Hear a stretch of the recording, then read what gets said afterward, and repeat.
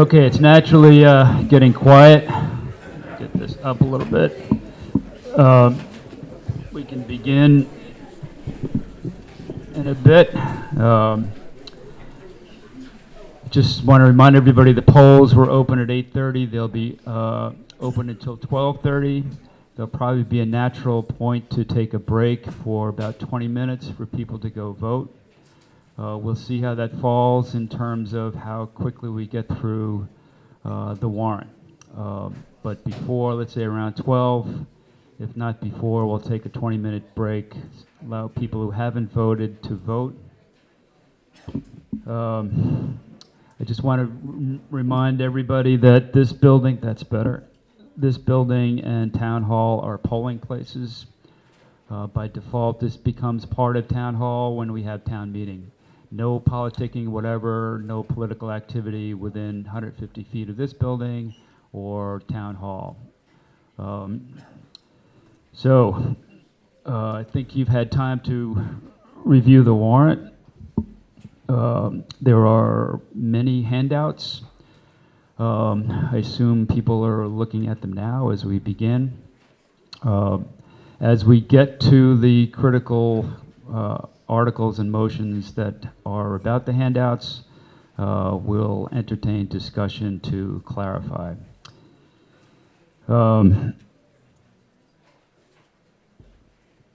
Okay, so just some general ground rules. Keep your comments brief.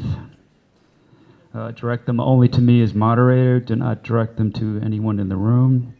We'll be observing that rule that all speakers will be heard once before any speaker can return for further comment, unless as requested by me. There'll be some motions made by particular people. We will have them on hand to answer questions for those particular motions. State your name and address before speaking. Non-resident speakers will need to be voted in by the meeting. We have many new residents. We can see many new attendees. If you are not from town, you give your name and address and say that you're from out of town. We will then need to vote you in to be able to speak.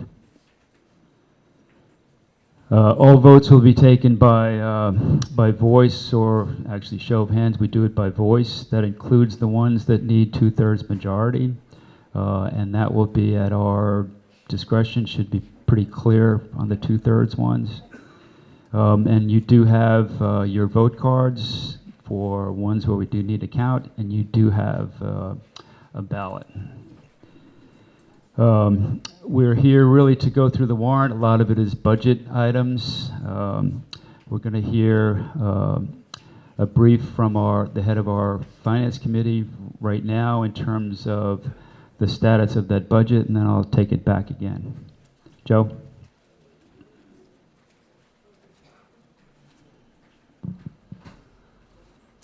Good evening, everyone, and welcome to democracy.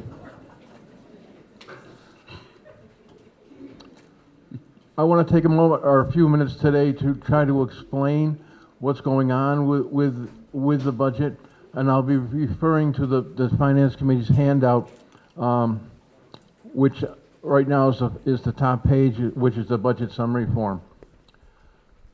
The fiscal 25 budget that is presented on the warrant is not balanced.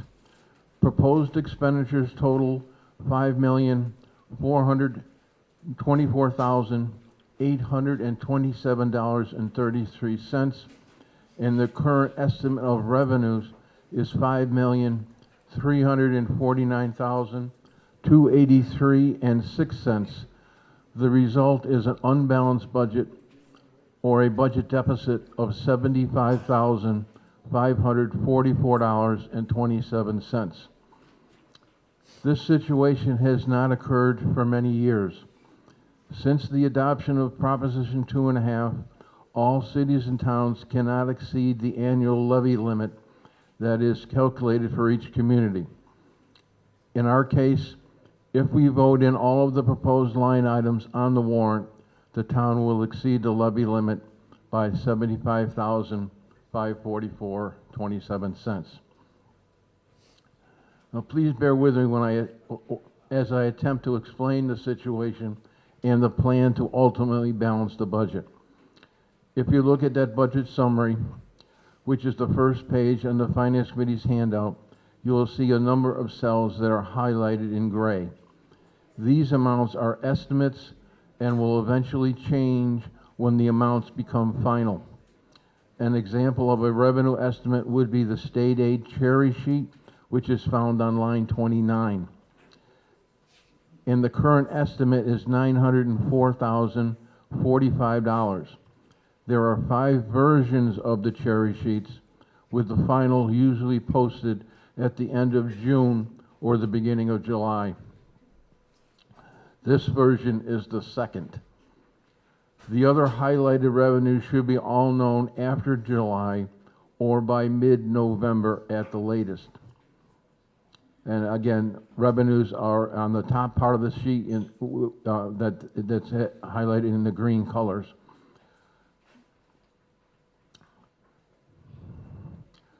On the expenditure side, one example of a budget estimate would be vocational education. The current estimate is the best guess based on the number of students from Worthington that apply to attend the Smith Vocational School next year. Unfortunately, that number will not be known until school starts in September and how many seats are available at Smith to admit new students. The pages after the budget summary list all of the appropriations for the past 3 years and the proposed for the FY25 budget.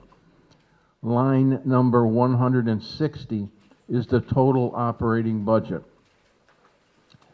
Every line item above is raised through taxation and is subject to the levy limit, and is used in the calculation of the budget deficit in the FY25 proposed budget. All line items below 160 are one-time or capital appropriations, and because they are funded from available funds, they are not taxation and do not affect the deficit or the tax rate. After all estimates are known, and if the budget is still unbalanced, the plan to balance possibly would be to increase the amount estimated for local estimated receipts, which are non-tax revenues that the town collects, such as motor vehicle excise, license, fees, fines, permits, and investment income. If the budget is still unbalanced, a special town meeting will be called to most likely appropriate from the General Stabilization Fund to eliminate the deficit. One final explanation.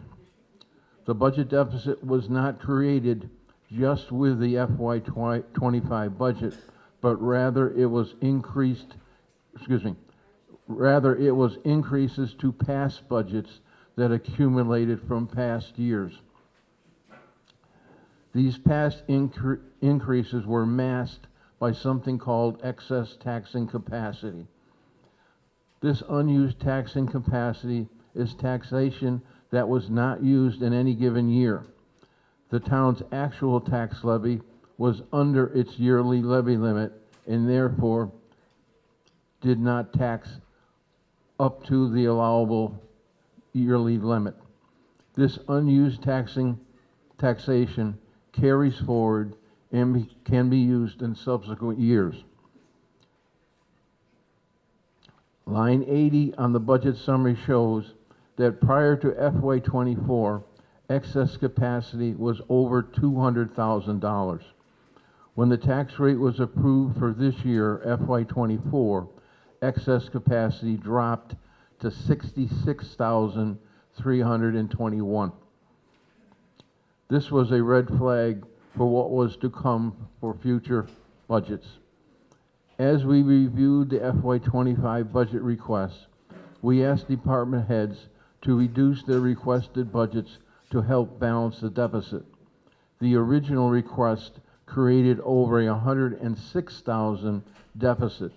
To provide basically the same level of service, those reductions to the requests were only able to reduce the budget deficit down to the 75,544. Now, in closing, we don't expect you to balance the budget when you leave tonight. I would suggest that you go through the warrant as you normally do, ask questions, and, certainly partake in the debate. We certainly believe that we have to wait until November when all of those estimates are final and we know for sure what the expenditures will be, and we will be calling a special town meeting if need be to balance at that time. Thank you very much.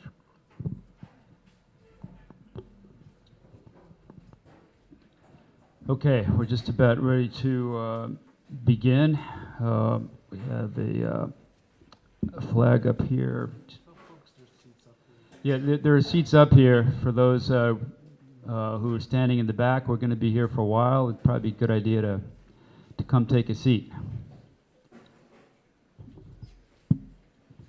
Plenty of seats up front here. Okay, let's begin. Let's stand for the Pledge of Allegiance.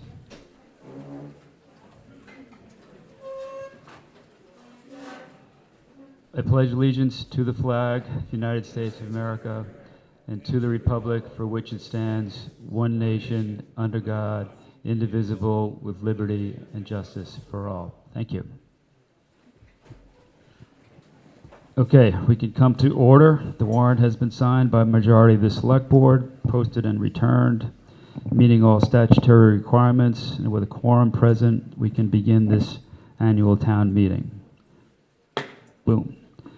So, do we have a motion on Article 1? Yes, Mr. Moderator, I move to choose all other town officers as are not required by law to be elected by ballot. And those include almoners of the Whiting Street Fund, Bruce Barshevsky, Catherine Whitcomb, and Diane Meehan, field drivers and fence viewers, Bart Niswanger, Kevin Porter, Darlene Millman, and surveyors of wood and timber, Keith Manley, Sam Powell, and Clarence Witter. Do we have a second? Discussion? Hearing no discussion, we'll go to a vote on Article 1. All those in favor of Article 1 do so by saying aye. Aye. All those opposed? Passes unanimously. Article 2. Mr. Moderator, I move to act upon the reports of the town clerk, town treasurer, select board, almoners of the Whiting Street Fund, and other elected or appointed officials or committees of the town. Do we have a second? Second. And discussion? Hearing no discussion, we'll go to a vote on Article 2. All those in favor of Article 2 do... Article 3 is going to be the school. Okay. Let me start again. So we'll go to a vote on Article 2. All those in favor of Article 2 do so by saying aye. Aye. All those opposed? Passes unanimously. We will have the next motion by member of our school committee.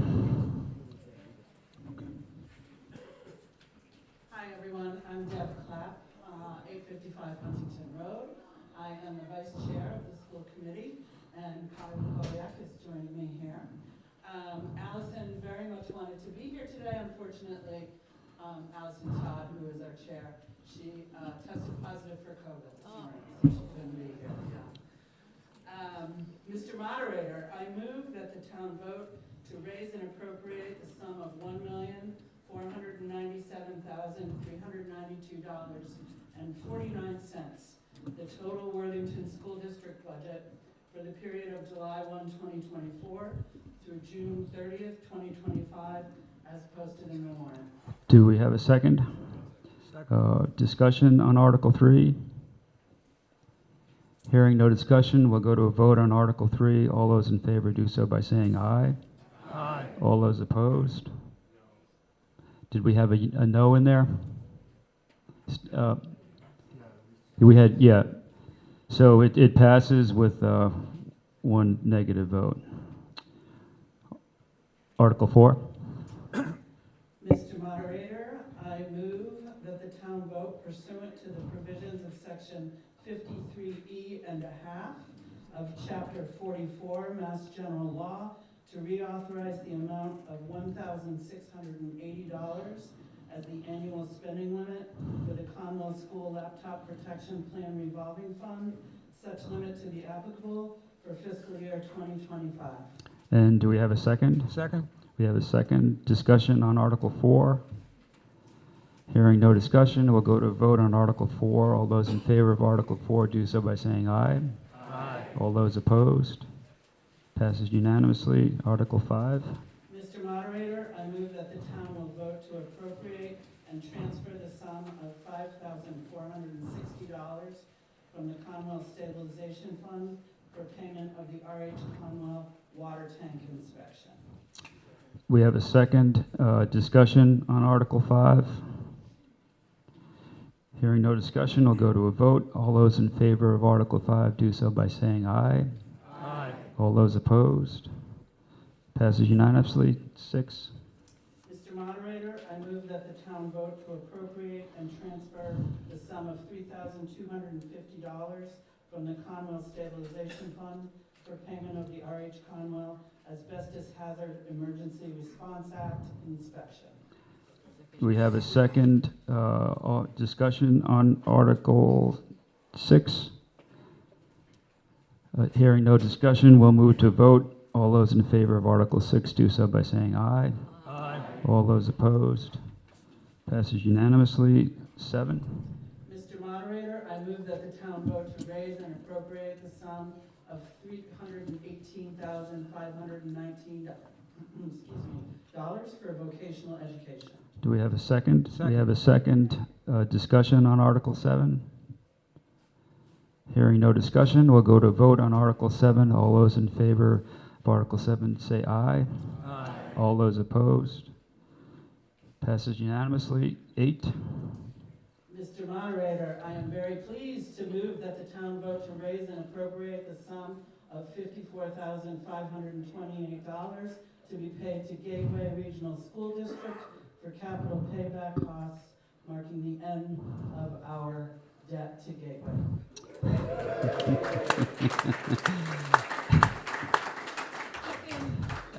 I think we just heard discussion, but any further discussion on Article 8? Hearing no discussion, we'll go to a vote on Article 8. All those in favor of Article 8 do so by saying aye. Aye. All those opposed? Passes unanimously. Thank you. Okay, 9, back to Select Board. Mr. Moderator, I move that the town vote to fix the salaries or compensation of all elected officers of the town as provided by Mass General Laws, Chapter 41, Section 108 as amended, and to raise and appropriate the sum of $75,111 for these salaries and compensation to be as of July 1, 2024, as follows and as posted in the warrant. Do we have a second on? Second. We have a second. Discussion on Article 9. Hearing no discussion, we'll go on to a vote on Article 9. All those in favor of Article 9 do so by saying aye. Aye. All those opposed?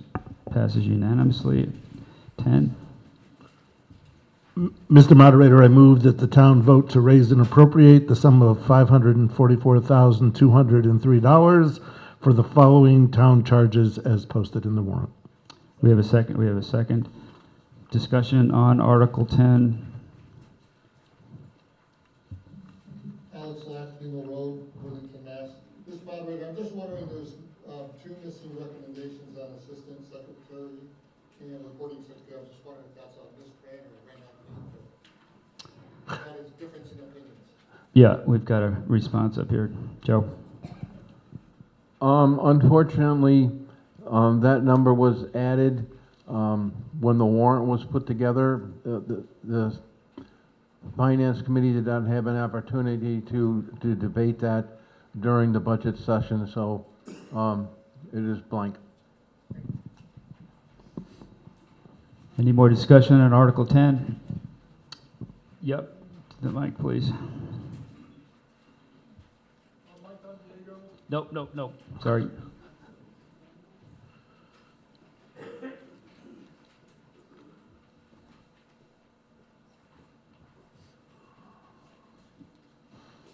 Mike Don Diego, 82 Lindsay Hill Road. Sorry? Mike Don Diego, 82 Lindsay Hill Road. I would just like to understand a little bit more the assistant secretary increase. I understand there's increased workload with especially the Route 143 construction, et cetera. Is that what this is in line for? And then kind of a follow-up to that? So I think it's fair to say that's part of it. There's been an increased workload overall, and our executive assistant to the select board consistently works a lot of overtime, which she doesn't get paid for. So we're trying to not make up for that, but basically get her back to the 40 hours she should be at, and increasing her assistant's hours accordingly. So yeah, a lot of work involved with 143. Obviously, that will eventually go away, but the work involved in getting small bridge grants, which we seem to be getting almost every year, is a lot, and that's essentially. I mean, if you guys will have more to say about it, but that's my answer at least. Okay, follow up, yep. So then we're basically thinking then that this workload is pretty much consistent, so that's going to be the number kind of going forward. It's not going to come back down after the 143 project is done. We see this as an ongoing, continuing kind of workload thing. So it's definitely been a discussion item amongst the select board at a couple of meetings. I'm not sure we're universal agreement on whether it should continue past the next year. So I would guess it'll get debated again. It is in place as a permanent change, but that doesn't mean it couldn't change in the future. So yeah, I mean, there was definitely some debate on that. Okay, thank you.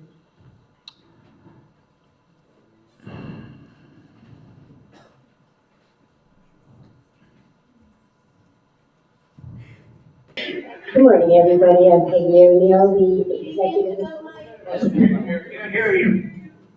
I turn right. Oh, I have to speak about this to the big cheeses.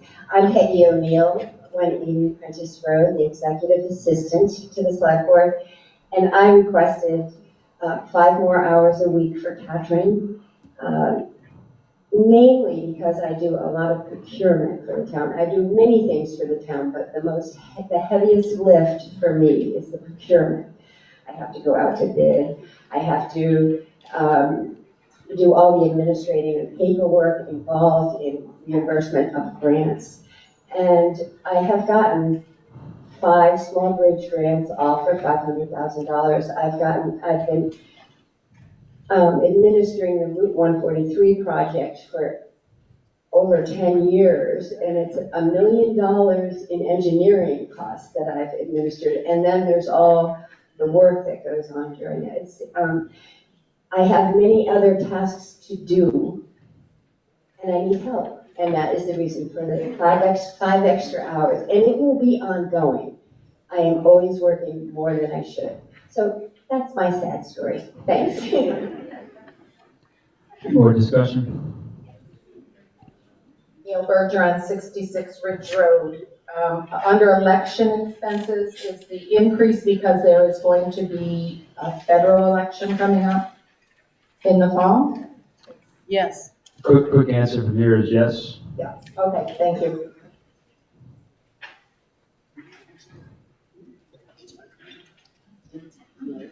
Okay, I think we've had discussion on Article 10. Go to vote on Article 10. All those in favor of Article 10 do so by saying aye. All those opposed? Passes unanimously. Article 11.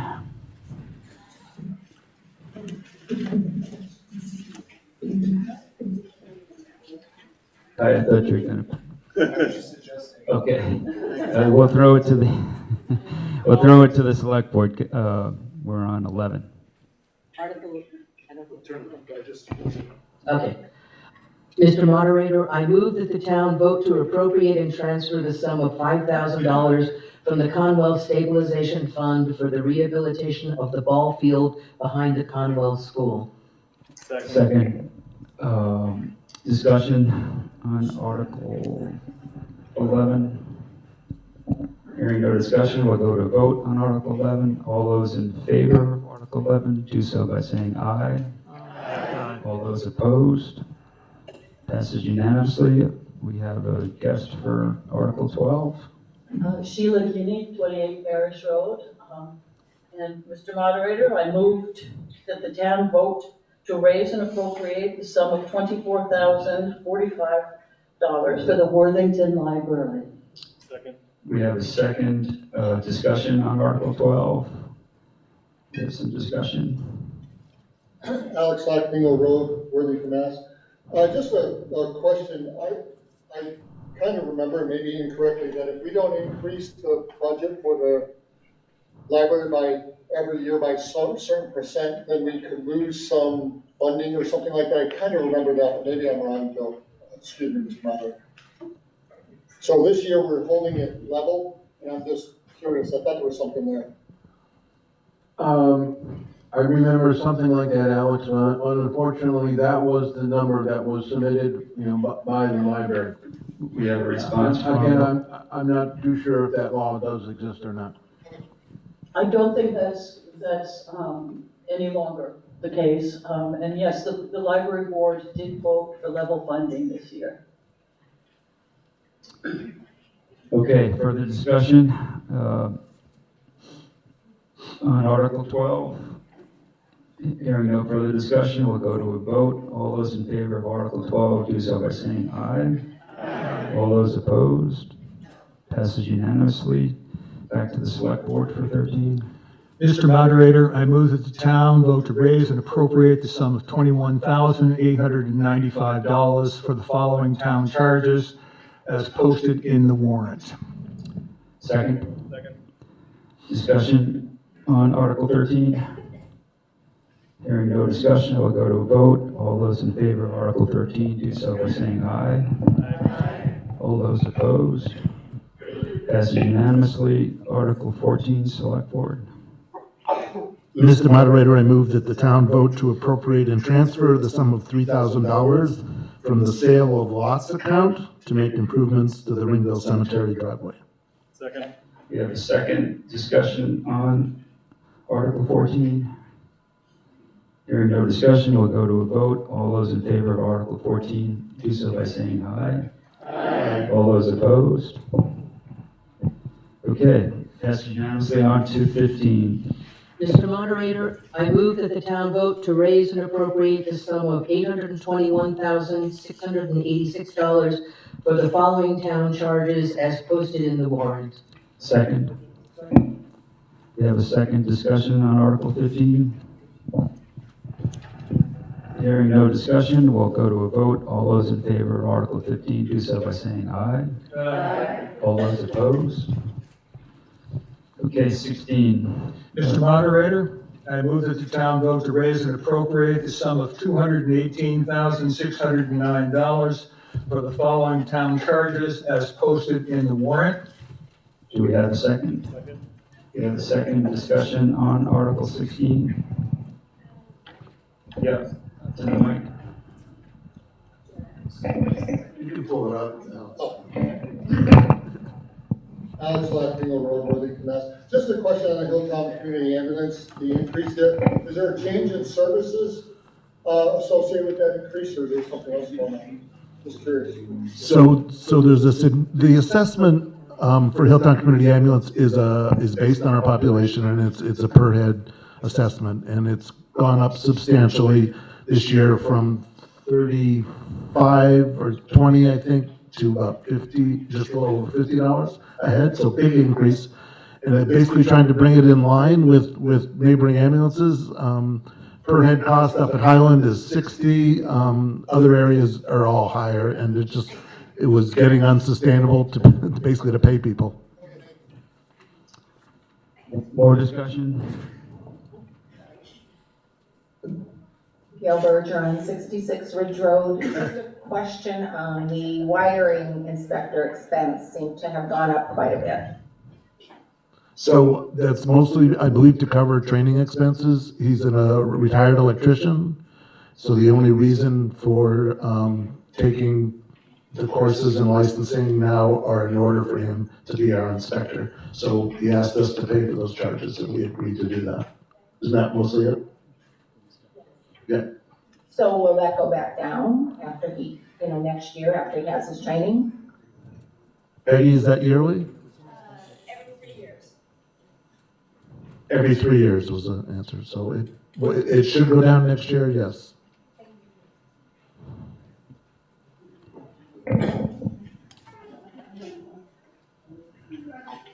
Go ahead. Mike Don Diego, 82 Lindsay Hill Road.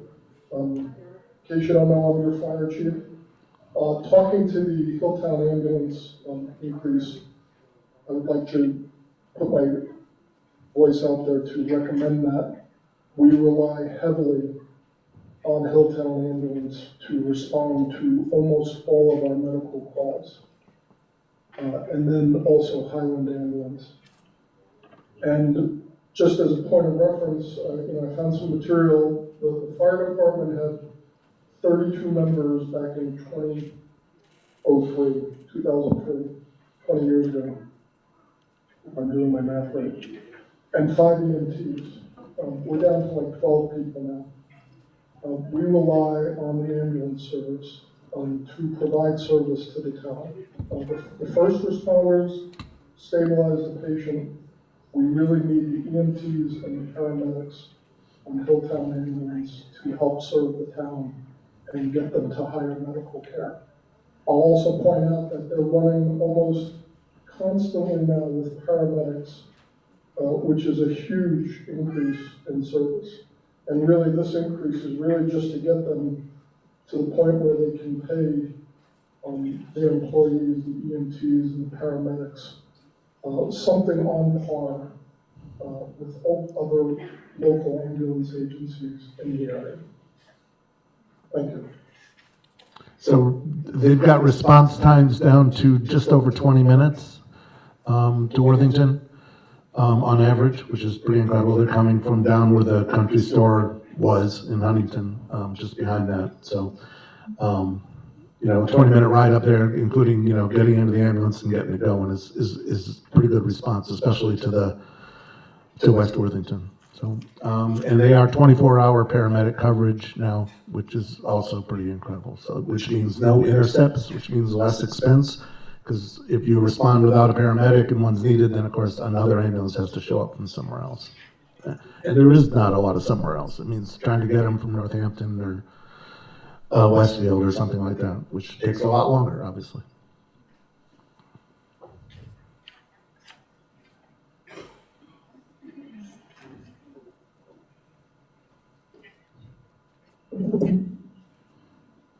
Peggy O'Neill, I just want to make an adjustment to this figure. Instead of $218,609, the total should be $216,977. Joe notified me of an adjustment in one of the figures, but the warrant had already been posted, so it's been top secret till then. You need a motion to amend? No. Moderator. 216,977. 77, okay. Mr. Moderator. Yeah, Joe? I don't think there's any can be concerned here. The warrant voted the individual line items, did not vote the total. So when the town accountant books this, the accounting will be booking each individual line item. It's just a clerical error on the warrant. Yeah, so there's a question, do we need to amend? I don't think we need to amend. Next time we'll ask for those edits at the beginning. Oh, I never make evidence. So we'll continue discussion on, where are we, on Article 16? Oh, we've got somebody at the mic. Bob Riley, 706 Huntington Road. I just wanted to say about the ambulance and the fire department, actually, even though that's not right now what we're talking about. my wife and I have both had responses from the first responders and the ambulance several times, and it was huge, a huge relief. And I think that the responsiveness and how quick it happens has been incredible, and I just can't say enough about it. Thanks.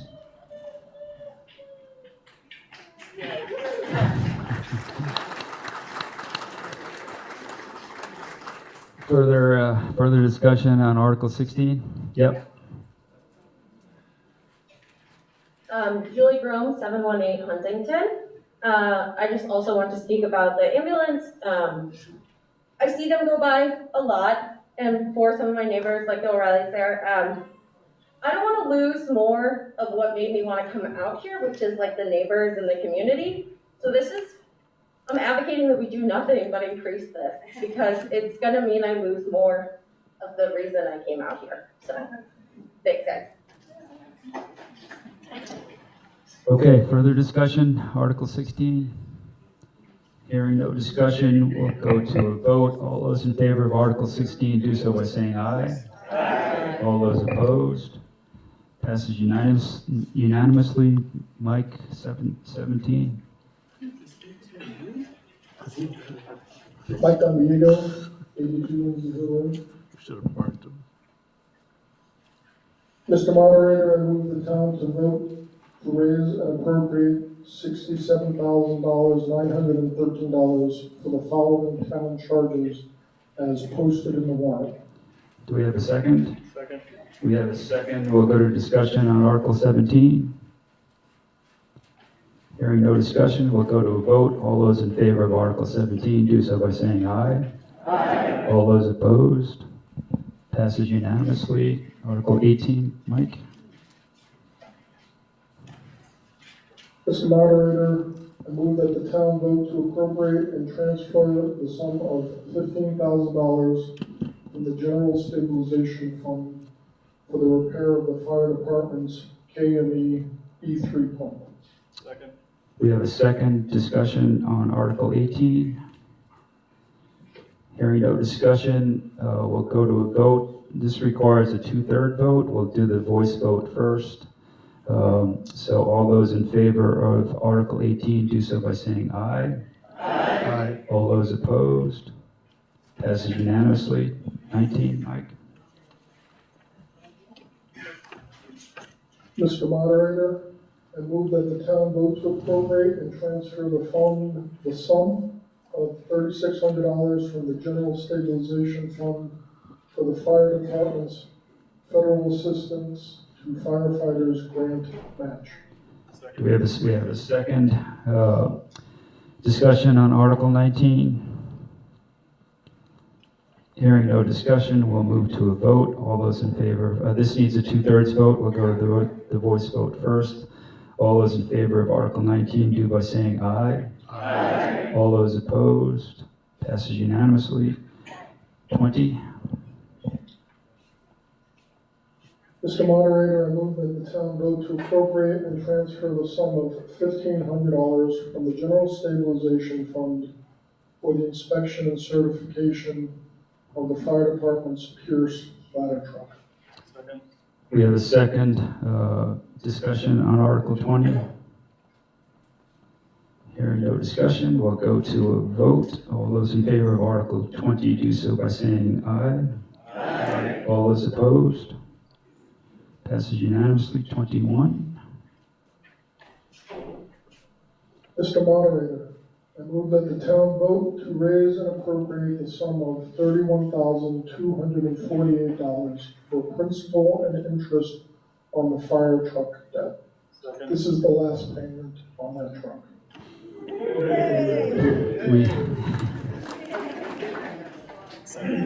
We have a second. We've got a little bit of discussion. Any further discussion? Okay, we'll go to a vote. All those in favor of Article 21 do so by saying aye. Aye. All those opposed? Passes unanimously. 22 goes back to the Select Board. Mr. Moderator, I move that the town vote to raise and appropriate $191,053 for the following town charges as posted in the warrant. We have a second. Any discussion on Article 22? Yep, we have some discussion. J.P. Welch, 40 Oak Post Road. And I'd like to amend this article, and I'd like to fully fund our fire chief. And I know you're incredibly committed to the town, but I'd only I'd like to fund the assistant with just half the hours of part-time officer. That's the amendment I'd like to make if that's worded properly. So we're having some comment here, response. JP, can you point to what the spreadsheet says in the warrant in terms of? For the police chief salary, I have no problem with. Okay, the police, the second officer, I'm looking for that line right now. It's right under police department wages. Police department wages. Do the third line down. Okay, yeah, oh, I actually have it highlighted, sorry. So it's the $65,083, $65,083. And I just feel like a town this size, and I've asked at other neighboring towns, that I don't think we need a full-time second officer. And I know last year I attempted this, and it was brought up that you can't find somebody to work 20 hours. You don't need one person to work 20 hours. You can get an officer from Chesterfield that might want to pick up 5 hours someday. So anyways, that's my argument. I think we're overstaffed with a second officer, and I think it's costing the town too much money. So a couple of things. We've got to vote on this amendment, but first, I think before we do, we'll have discussion, and I believe there's a comment from the select board. Yeah, absolutely. First of all, we absolutely would lose our second officer. I doubt he would even work part-time. And he and our chief are both trained first responders. And if you talk again to the fire department and or Daletown Ambulance, you'll find they respond to virtually every call. They're usually the first ones there. And we did decide this as a town, to my surprise, to be honest with you, was it last year or 2 years ago, to hire a second officer. And we debated, I think last year, if somebody wanted to cut the pay. So, but I think, the response time in town to pretty much anything has really increased a lot, and we are a lot safer as a result. I have talked with some members of the department, the fire department, hands down. Frankie's always there, always, shows up. I'm not arguing that. My question is whether we're overstaffed. We certainly are compared to neighboring towns. I think you won't be able to do that though, because he won't have the hours on top, but that's our argument anyway. Okay, we're going back and forth here. We have two more comments. So JP, stay there, but okay. Richard.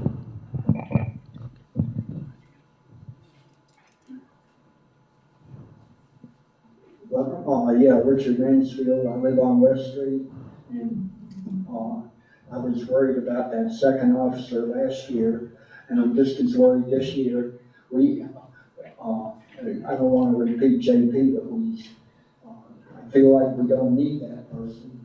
I know last Saturday night there was a problem with fireworks, and a stadium came up. So, that isn't very good coverage if the stadium's going to come up. So. I just don't think things are going well with that second officer. And I just have to tell you, we have a full-time, Bob Ranke, he's full-time. Chesterfield, they got no full-time. We're Cunnington with Route 9 going through there all day long. They got no full-time. Huntington, 3 or 4 times our population, they had 1 full-time. So we are well overstaffed on that. So I hope that we can make an amendment to either whether cut that sum in half, and that'll be a little bit of a good start on that 75,000 that we're overdrawn on. I would like to respond to that in general, to say that Bob Ranke is a full-time police officer, correct? He's our police chief. He works 8 hours a day, basically 40 hours a week. We all know there's a lot more time in the day than 8 hours. He is unable to respond. He should not respond, let's put it that way, beyond what he's actually paid for. But he actually often does. If he gets a call, if he hears this call, he may actually go out for it. The other officer covers the nighttime part of the day. Having a full-time police officer doesn't mean he's available 24 hours a day, 7 days a week. We've kind of talked about this.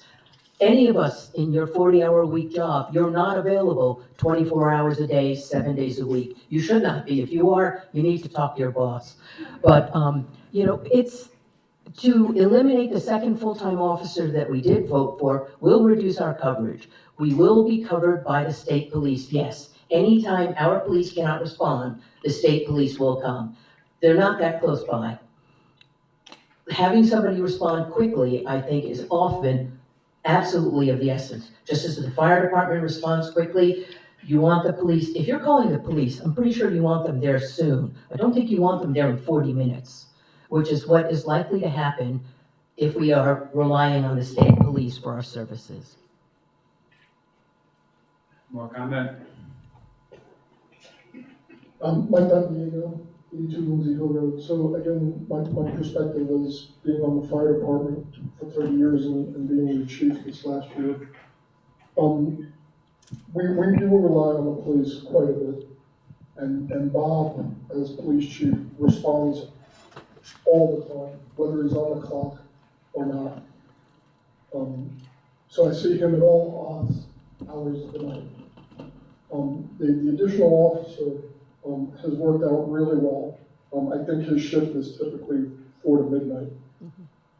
So that helps us have another police presence in town. He's a very good first responder. In fact, he's been trained as an EMT in the past, so he's a very good resource to have on scene with us. They both carry first aid response materials in their cruisers. So if they get there before us, they're able to help stabilize the patient and so forth. I think the other thing to consider, maybe not totally visible to the town as a whole, but there are incidents and scenes in town where we as first responders on the fire department are grateful to have the police there. Patients or situations that require a police presence to stabilize the situation, manage the patient, etc. Or there's simply cases where we have a vehicle accident and we need the road closed or traffic controlled, and I don't have to divert a fire department resource to traffic control. I can focus on the accident and allow the police to do traffic control and so forth. So that's my input here. Yeah, I'm going to ask the next commenters to be brief. We have an amendment we need to shape and move on. So, Eliza Lake, 481 Kennybrook Road. I have spoken to this, I think, in the past few years, and then I had an affiliation with the health center. I no longer do, but I will, hopefully, with their permission, speak on their behalf. We are different than other towns in that we do have a medical facility here, and there are, I don't know how many times, but have to call the police for help with somebody who is disruptive at the health center. It is a huge safety issue, and yes, the state police can cover, but it is quite a long response time. So I would ask that we, and I want to say, as a fellow former administrator, the amount of time that Bob has to spend doing paperwork is tremendous, and so therefore, having that support is extremely helpful. So, thank you. Hi, Erin Matika, 61 Cold Street. I have a question. First of all, how many calls does the police actually get? I'm gonna stop you there because those numbers are in the annual report. Oh, okay, So I don't want to get into the woods on this in terms of calls and things like that. So Steve has a question. You look on his face. Yeah, it's a detailed report of the calls out. We get quarterly reports from the chief as well. And it's been a good experience. I should just mention also briefly, the state police have 13 towns to cover out of the Russell Barracks, from Southwick to the most northern town, Worthington. And at any given time, their response at a minimum is likely to be 20 minutes, and it can well be more than that. There's only 2 cruisers out in that whole region of 13 towns on any given evening in particular. And it was with that in mind that I supported the idea of having 2 full-time officers. My other thing, and Richard kind of touched on it, there was an incident recently, and the people had to wait 40 minutes for the state police to come. So the whole idea of having the second officer is so that they can get there before the state police. So what happened there if we have 2 full-time officers? It is generally that they've either both worked their complete shifts and are no longer available, or occasionally somebody does have a vacation and they're not here, in which case we don't have that person available. So the other one, Bob lives in town. I don't believe that John Scobie does.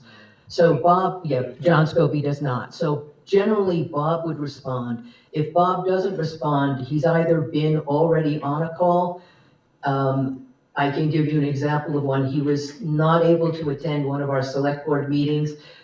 They were going to have a police training, but the next day he informed me they actually did not have the training because they had an unattended death that they had to go to, and that took hours. So sometimes it's that he's either on another call, he's not available, he may be on a vacation, he may have just, if you've been out all night searching for somebody who's lost in the woods, you know, and you get an emergency call, he may not answer, in which case it goes to the state police. So ideally, our officers will respond, but as I said, there are only 2 officers, there's 24 hours to the day, they would cover maximum 16 of those hours. So, you know, we try, but we can't always succeed. Thank you. Sure. Yeah, I just want to clarify. So the warrant refers to our annual report, which goes out even earlier than the warrant. So those of you who want to crunch numbers can start even earlier than when the warrant's posted. The detailed discussion we went through with Joe, you might have noticed that was before we were gavelled in. So that discussion and the detailed review of that spreadsheet is different from what I just said. We've got to move on. So just hope that's, in terms of those of you who want to do your homework, it starts with the annual report. Okay. Gabriel Unger, 112 Fairhill Road.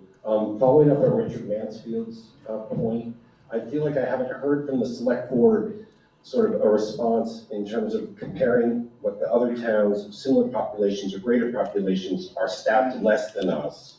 Do you look at all those towns as making a mistake, as not being safe enough for their people? Where does that come in? I think all the points that people make of why we want to feel safe and why we want to be covered feels good. And if you say it's going to take them 40 minutes instead of 20, it's very easy to be swayed by that argument. It's very easy to sort of put public health and safety first. It's essential. At the same time, Eliza Lake was the only person that sort of mentioned something unique to our town that to me sort of made sense in why we might need it versus another town because, we have a health center. Huntington does too, but we have a health center and maybe there's some extra incidents there. So can you speak to in looking at these other towns, because I have not heard people in those towns say they don't feel safe, say they don't get services, and if they can make it work, why can't we? Thank you. Well, I can speak to a part of that. When the it's the Post Commission, Peace Officer Standards and Training. When the Post Commission came into effect, they basically require the same training of a part-time officer that they require of a full-time officer. Most part-time officers have a full-time job. So to attend a training that will amount to 40 hours a week for a couple of weeks becomes impossible. it's like you're gonna take your entire vacation to train for your part-time job. And once certified, fully certified, you're now free to leave and go work any place you would like. And many are drawn off by a better offer of salary. You can work full-time at this place, in Amherst, for instance, get a lot more money than you're gonna get from us. It's the Post Commission created a problem which they're aware of, and the legislature is aware of. And what that did was it decimated the part-time police officer forces in every hill town. You can't get a 20-hour-a-week police officer because they have to be as trained as a 40-hour-a-week. And most of them aren't gonna do that and don't have that training. When we hired Bob Renke as our full-time police chief, I received an email from the select board chair in Plainfield, which is a much smaller town, asking, what were we doing about this crisis in part-time police? And I said, well, actually, we've just voted to have a full-time police chief.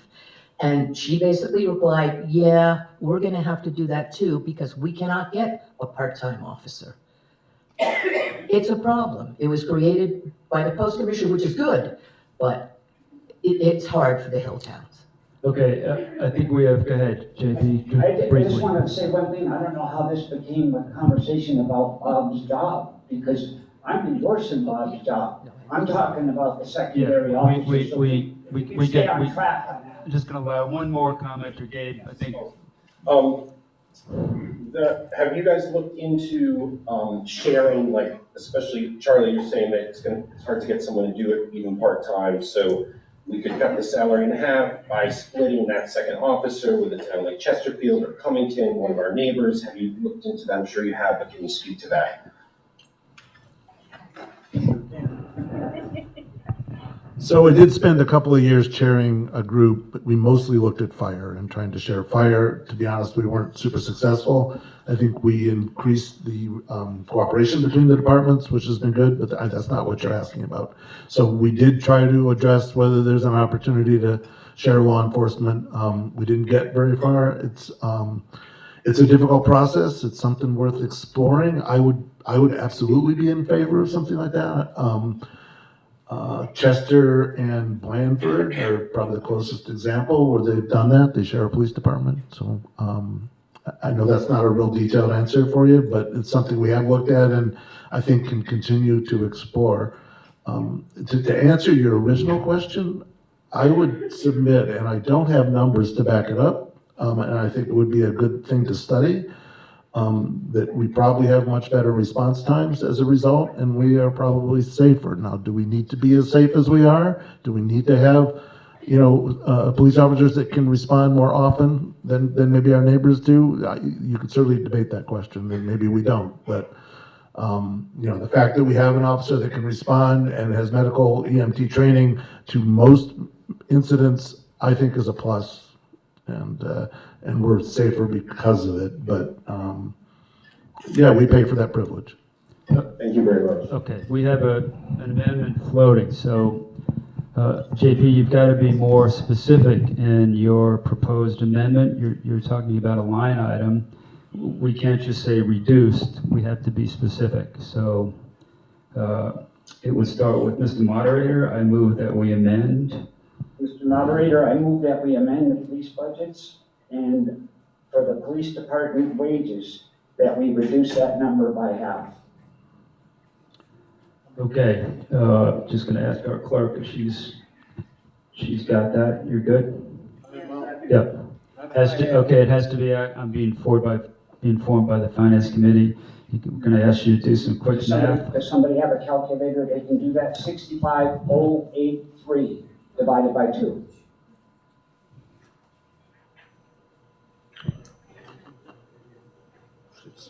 Thank you, Charlie.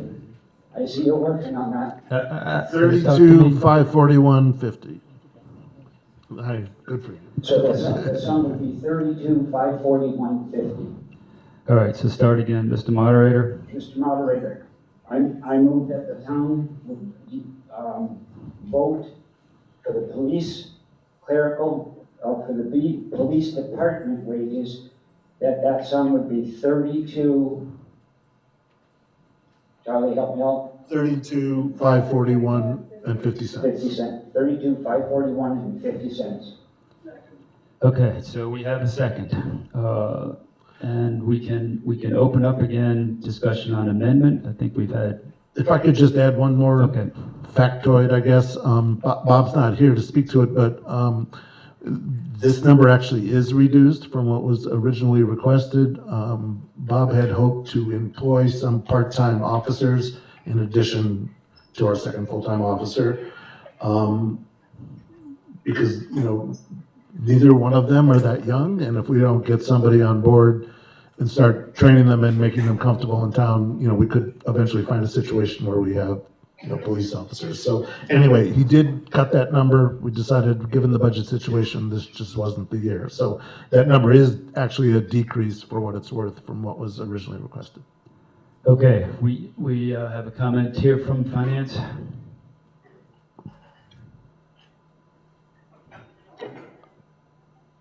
I think if you eliminate this number or reduce this number, that person will not be a police officer in town. My understanding is he gave up a full-time position in some other place for comparable work here in Worthington. So if this passes, that person will no longer be in Worthington, and then you're going to have to try to find somebody to replace him. Keep that in mind.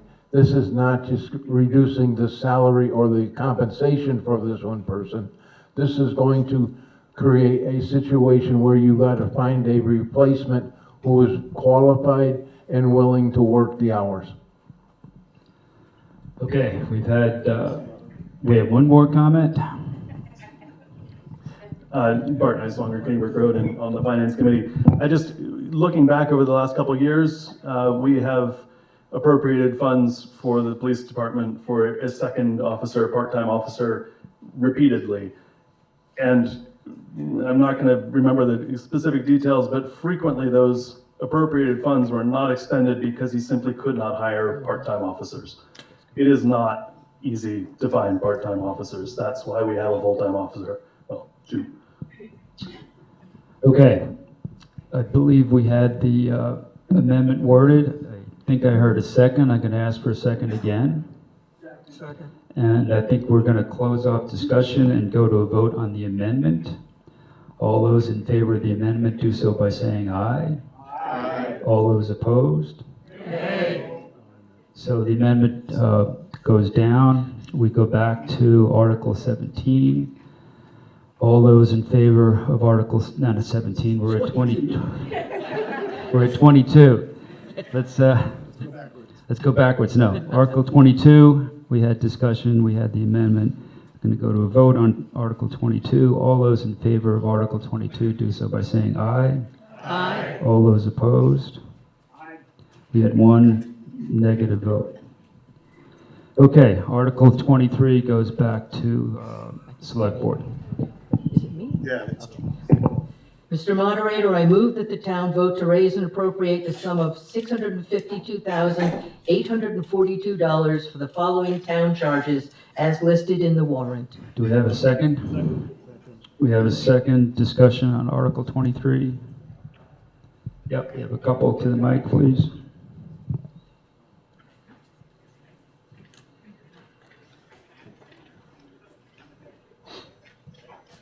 Julie Grome, 718 Huntington. I'm wondering, in the highway department wages, is that $60,000 increase for another employee? Do we have a response? That's your question? Yeah.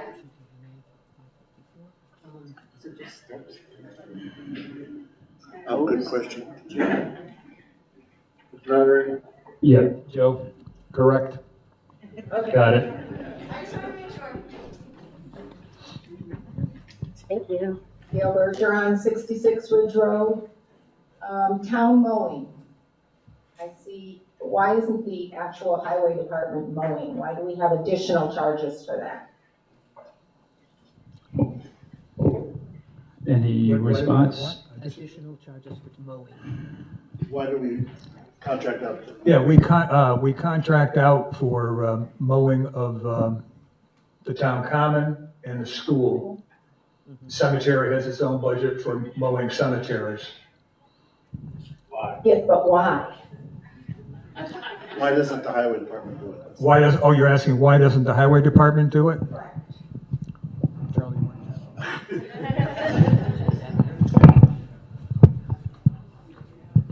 All right, so the highway department requested, it's gotta be at least 3 or 4 years ago, to stop doing this and to stop having to maintain the lawnmowers, which is a big piece of it as well.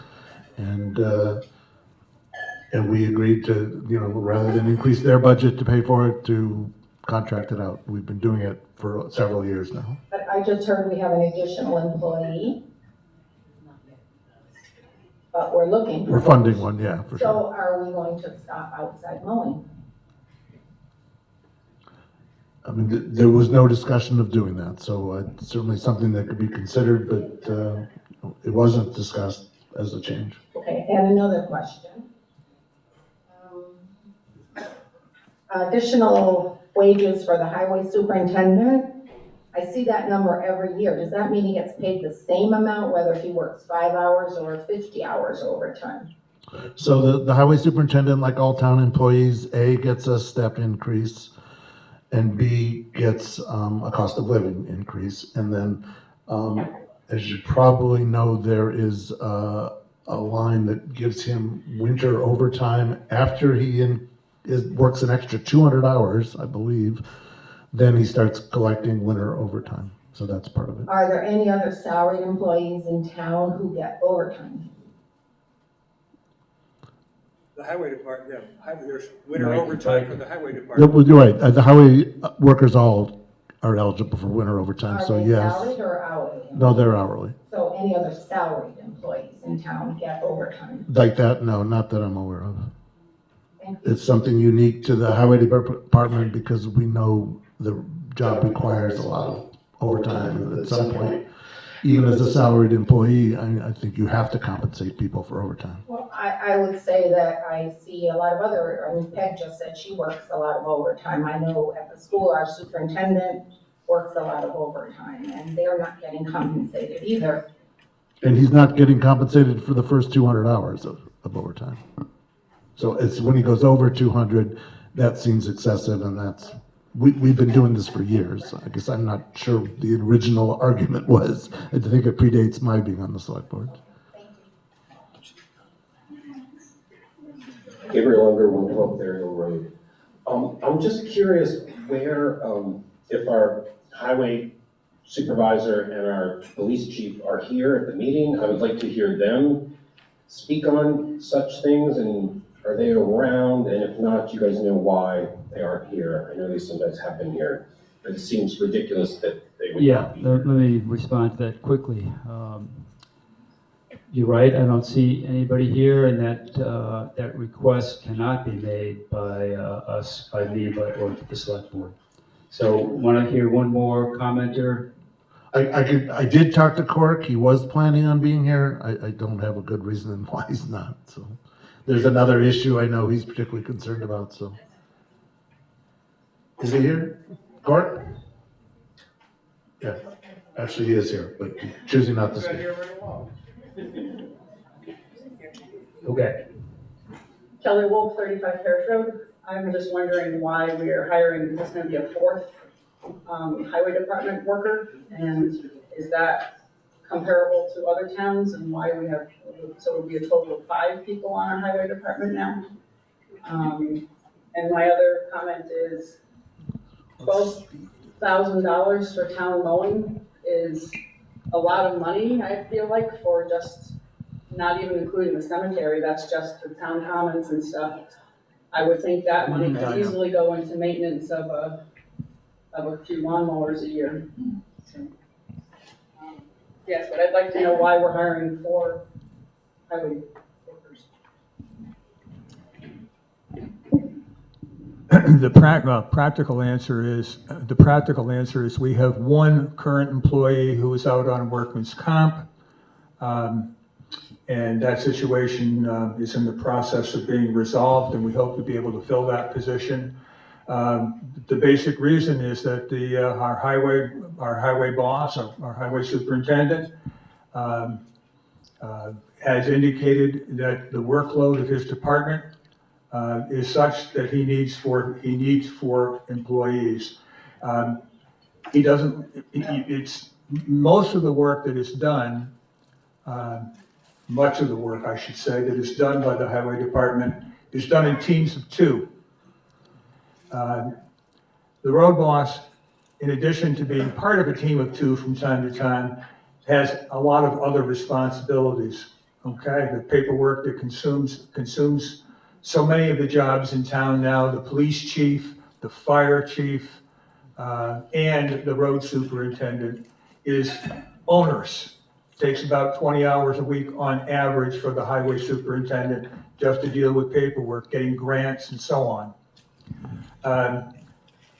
Working with Peggy on procurements.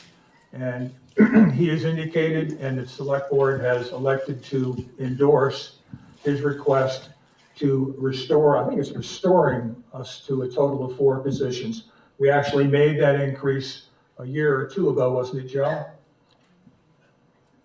I'm pretty sure we funded a budget either last year or the year before with 4, but we haven't been able to fill that complement. We've recently lost another employee, so the road boss wants to get us up to a complement of 4 so that he can put 2 teams out working on the roads in town. I think the quality of the work that's done in our town roads is indicative of the fact that the work is both necessary and important, and I'd ask you to trust the judgment of the road boss in terms of his employee requirements. More discussion? Can I just make one statement? I also want to point out, we did lose a highway department employee. He went to work for the state because he got a much better pay package. We have one out on the workers' comp, as Steve said, and we were working to hire a temporary employee to fill that position. The contract for the highway superintendent, if you read it, is actually, it's a supervisory position, not a not a working position in the same way. Yes, he has traditionally done certain things, but as he ages, he's not been doing as much, and he can't do as much.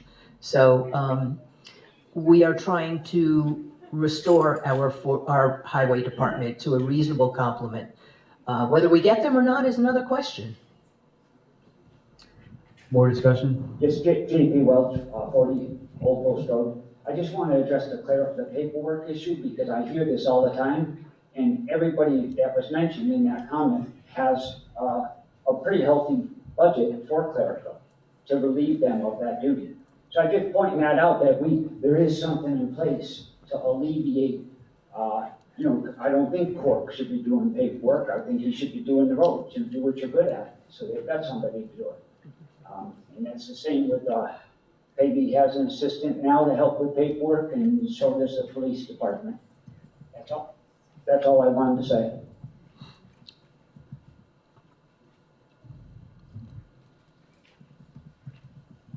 Has the select board, the Kelly Wolf 35 Parish Road, has the select board looked into other towns? As far as I know, there's not many other hill towns that have 4 highway department workers, and coming from a long line of families that have worked in the highway department, watching Worthington do it with 2 people for many, many years now. There have been 2 actual working people. In the last 3 years, we've hired a 3rd person, so now they have 3 people in this department. And it seems like less and less work gets done, and we keep hiring more and more people. We hire out more contractors to do the work than the actual highway department does. I really think this is something that should have been looked into, and I don't recommend it. Okay, any more discussion? We'll go to a vote on Article 23. All those in favor of Article 23 do so by saying aye. Aye. All those opposed? Significant number of nays, but it passes. Okay, Article 24, Select Board. We should do a card call. I just did. No, I think I just. Amy's going to take 25, 26. I'm going to take 25. Okay, so Steve, go ahead. Here's the name? Yeah. Mr. Moderator, I move that the town vote to appropriate and transfer the sum of $14,458 from the General Stabilization Fund to purchase a new waste oil furnace for the highway garage. Second.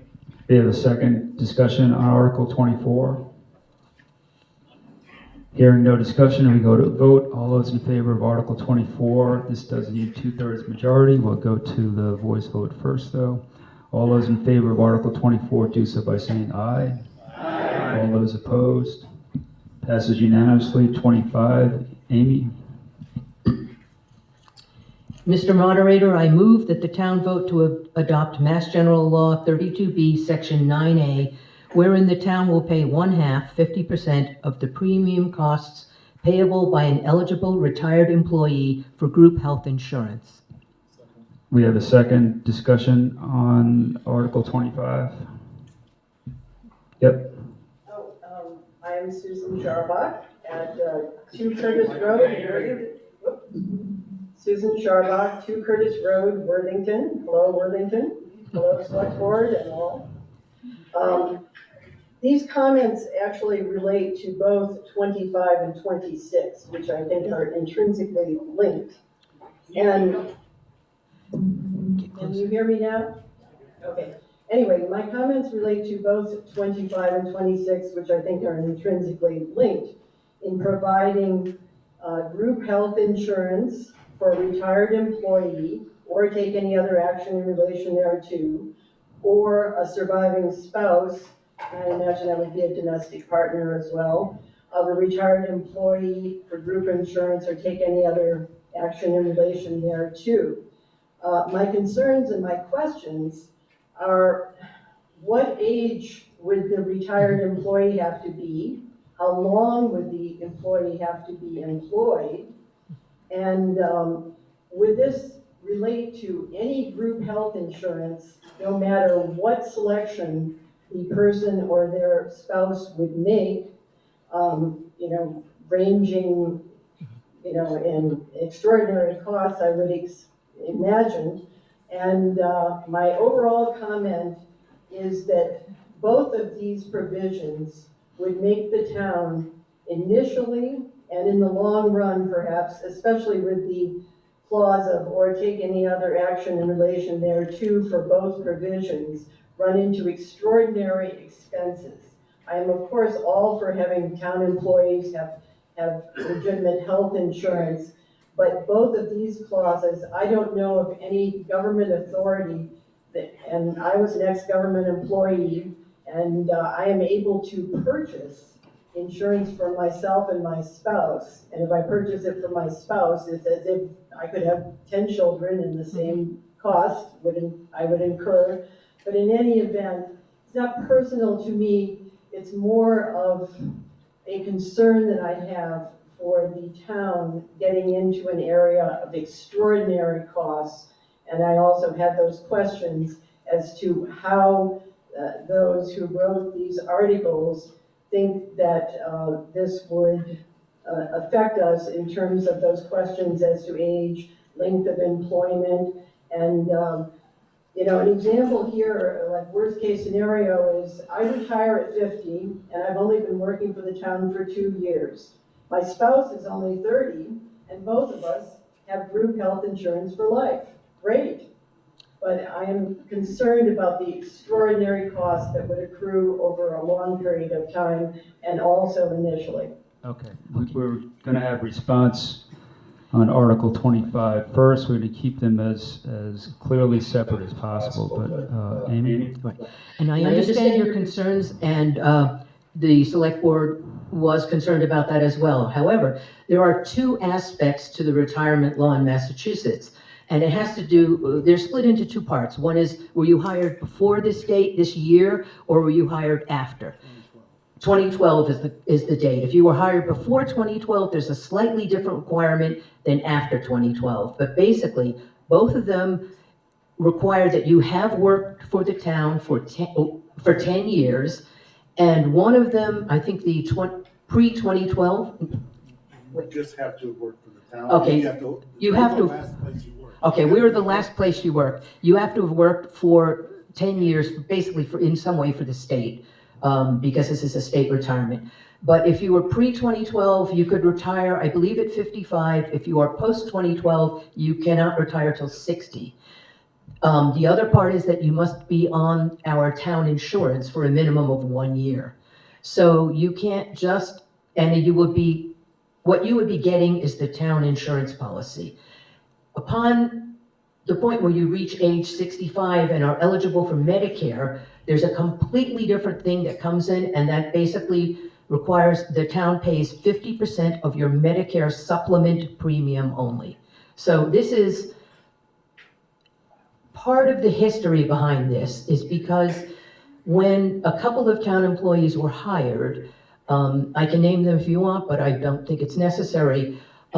They were promised by the select board at that time that if they retired prior to Medicare age, that 50% of their insurance would be paid. That actually was a lovely promise, but it was not technically legal because the town had not passed Section 9A, which you have to pass to do that. So at this point, I do know that there are basically 3 people who could possibly be could possibly take advantage of this. Only one of them might be considering retirement. The other 2 are not. Yes, this will be a question in future years, but again, the question will be, is somebody wanting to retire earlier, will they have worked for 10 years? And they must, as I said, reach either 55 or 60 in order to be able to retire and take advantage of this. We kind of have to see how it plays out, but I also feel that the select board, in all good faith, offered this. And now we're going to renege on it if we do not pass this. And I don't know. I'm not thrilled about that. Okay, I've got it. No, I've got it. There was back to our rules.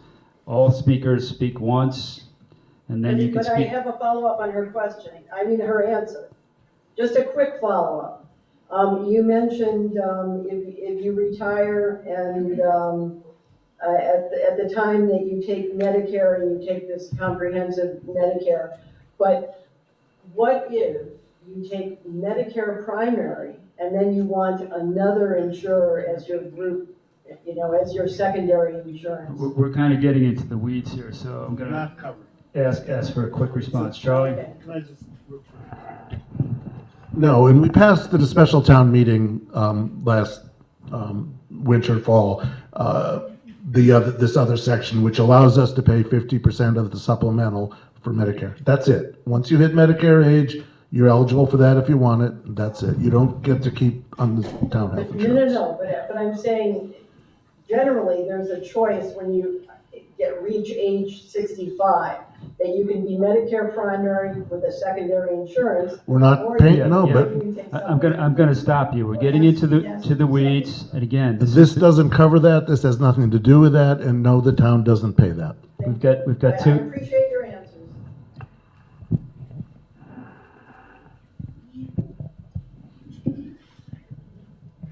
Gail Bergeron, 66 Ridge Road. I'm guessing that we don't cover 50% right now of insurance, so we do nothing if someone retires. Is that true? You can stay on the insurance at 100%. Mike. You can. You can stay on the town insurance, paying the full premium for it. Okay, thank you. And if I could, this is the scheme for state employees, for most county employees in the Commonwealth, to the extent that county government remains in effect. It is the scheme for state college, for state university and college workers. It's a scheme for all state employees in Massachusetts, as I mentioned. And it eliminates a donut hole of coverage. And it allows us to be competitive with other towns and cities, most of which our information is offer this benefit. The health insurance laws in Massachusetts are incredibly complex. We asked town council to be Jeff Blake to be here today. If we got into the weeds at all with it, we made a mistake in the past by promising something that we needed to do and needed to bring to you, the voters, for an acceptance of. And one of the primary advantages that towns are able to retain in terms of teachers, in terms of other town employees, is the ability to eliminate this donut hole. It helps to even the playing field with the private sector. I dare say most medium and large-sized companies have a retirement plan which allows the continuance of insurance between your eligible retirement age and the age where you're eligible to receive Medicare. It's one of the few advantages in many cases of being a municipal employee is the ability to offer this benefit and be competitive with other communities. That's what we're trying to do. Okay, Joe? Mr. Moderator, seeing how town council is here, could I ask you to ask town council to walk us out of the weeds? I can ask. Happy to, and through you, Mr. Moderator, if you'll indulge me just briefly. Hello, everybody. My name is Jeff Blake. I'm with KP Law, your town council, and I wanted to thank you for having me here today. It's a pleasure seeing everybody, and it's an absolutely gorgeous day. With respect to what we have going on here, I think that Board Member Wayne summed it up very well, and that is this will allow the town to pay 50% of the insurance for those eligible retiring employees. And while we're not supposed to do this, we're not supposed to talk about articles out of order, but it will be very similar to what the second article is going to be. So I think that the explanation that Board Member Wayne gave is right on the money. Happy to answer any other questions, but this really is a policy determination as to whether or not you want to offer that as a part of the benefits package for town employees.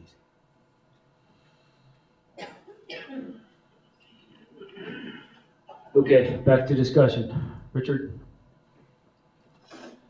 Dick Wagner, 63 Wheat Hill Road. And I understand that the issue being right now that we've been engaged in a human resource policy for a number of years about having accepted the appropriate section of Mass General Law. But I think the thing that's not being said is that the real future liability in this has to do with the fact that we now have a large number of school system employees, and that the prior policy only applied to a selected number of highway department employees. And so I just want to make sure that's on the table. We're not talking about just highway department employees here when we're talking about school system employees. And I also believe it's true, town council can correct me on this, school teachers can retire at 55 regardless of whether the original year of hire. Isn't that correct? No. As far as being eligible, as we pointed out, if you're talking about would they be eligible, because a school teacher can retire at any time. They can retire at 22. Are school teachers especially eligible at 55 regardless of their original year of hire? I don't believe that they are. Okay. Good question. More discussion? Tom Newton, Huntington Road. My question is, what are the current single and family premiums for this insurance? And what has historically been the percent increase per year, maybe on a 5 or 10 year basis? My experience is it's going up 2 to 5 times inflation. I'm not sure the select board wants to be that specific, but Peg can. Okay, I did read that. that would be a question. So the current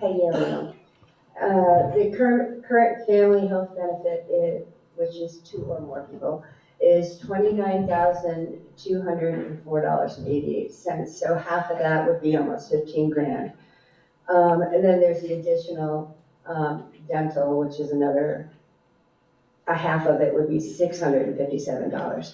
For an individual, the cost is $12,581 a year, so $6,290 would be the town's half. With dental, the half of the dental would be $266.22. So yeah, that's you know. Can I just respond real quickly to Dick Wagner's question about the school? Absolutely, it applies there, and the fact that this is on the warrant is it's not entirely driven. It's partially driven by a request from the school committee, who was in contract negotiations, and the superintendent, and that again it's a question of hiring and being able to offer competitive benefits. So, but yeah, absolutely, that's a consideration. Just real quick. Yeah, so Peg, do you know what it was last year? Do you know what the increase was from last year? It usually goes up, it's about 5 to 7%. It goes up a lot. Mike? Okay, yeah. It usually goes up 5 to 7%. JP Welch, 40 Old Post Road, and I have a serious concern about this. And if the select board committed to 2 people and that's documented that they get a benefit, perhaps we should work that out with them because they were told that. But I can't see, we didn't even make our budget this year. We're spending money we have in the stabilization fund.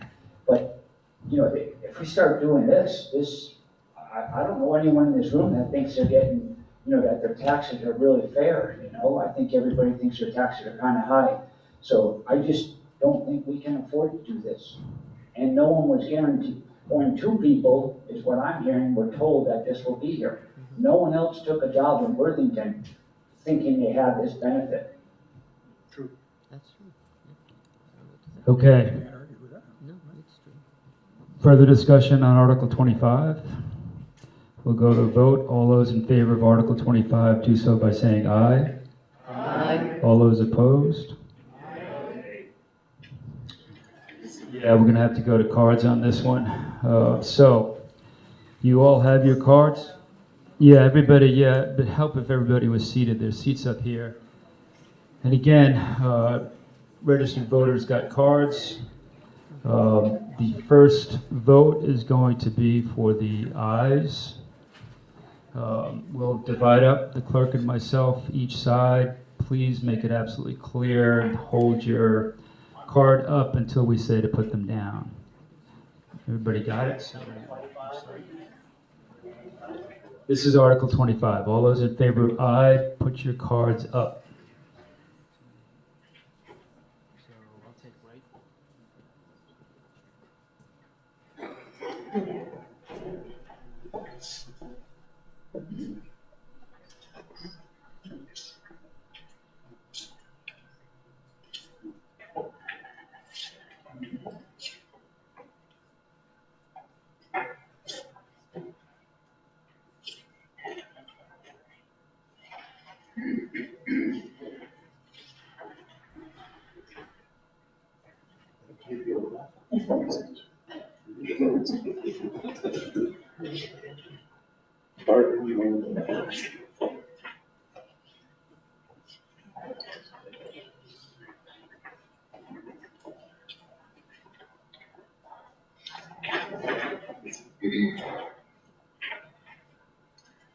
Wait for Art to win.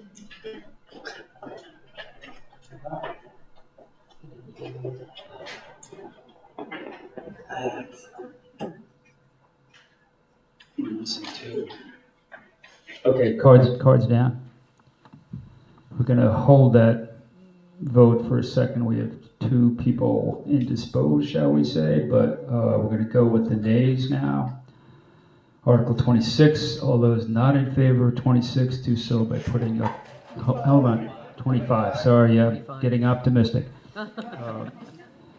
Okay, these are the nays for 25. Make sure you get this Chapman and everything there. There's a hard time raising his hand. Yes, he does.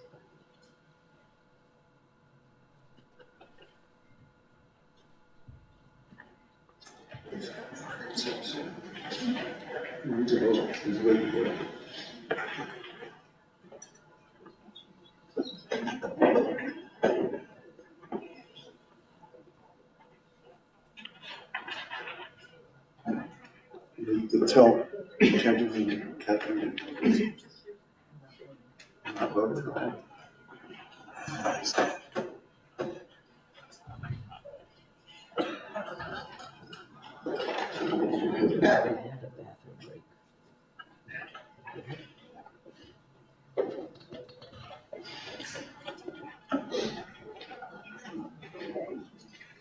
Okay.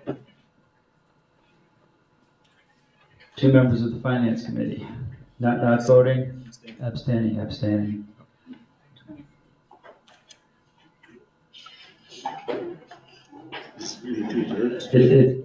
It does not need 2/3. It passes 76 to 53. Wow. Now, on to Article 26. Do I have a motion?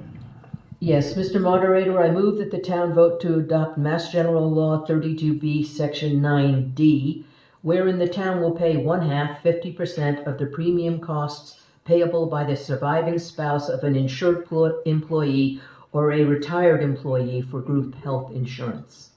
Second?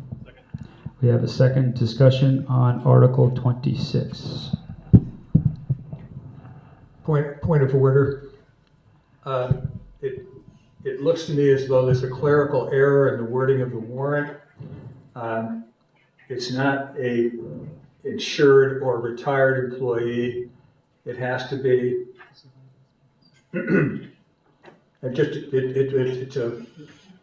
is it both an insured employee and a retired employee, or just retired employee? No, it's both. It is both? Okay. Jeff? Okay. Yeah. We're gonna get back to you on that, but it looks like it's correct, so we'll start discussion. JP Welch, 40 Old Post Road. And I would just like to hear from the Finance Committee, Joe, I saw you voted for it. You cannot address anybody. I'm sorry. Mr. Moderator, I would like to hear an explanation, a comprehensive explanation of where this money is going to come from to pay for this.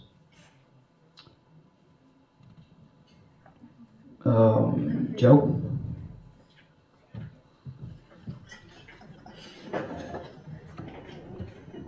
The money will come from, like any other money comes from, the budget. And it would be raised and appropriated. It wouldn't be the stabilization fund, as it is not a one-time purchase. So this would be included in the budget each and every year.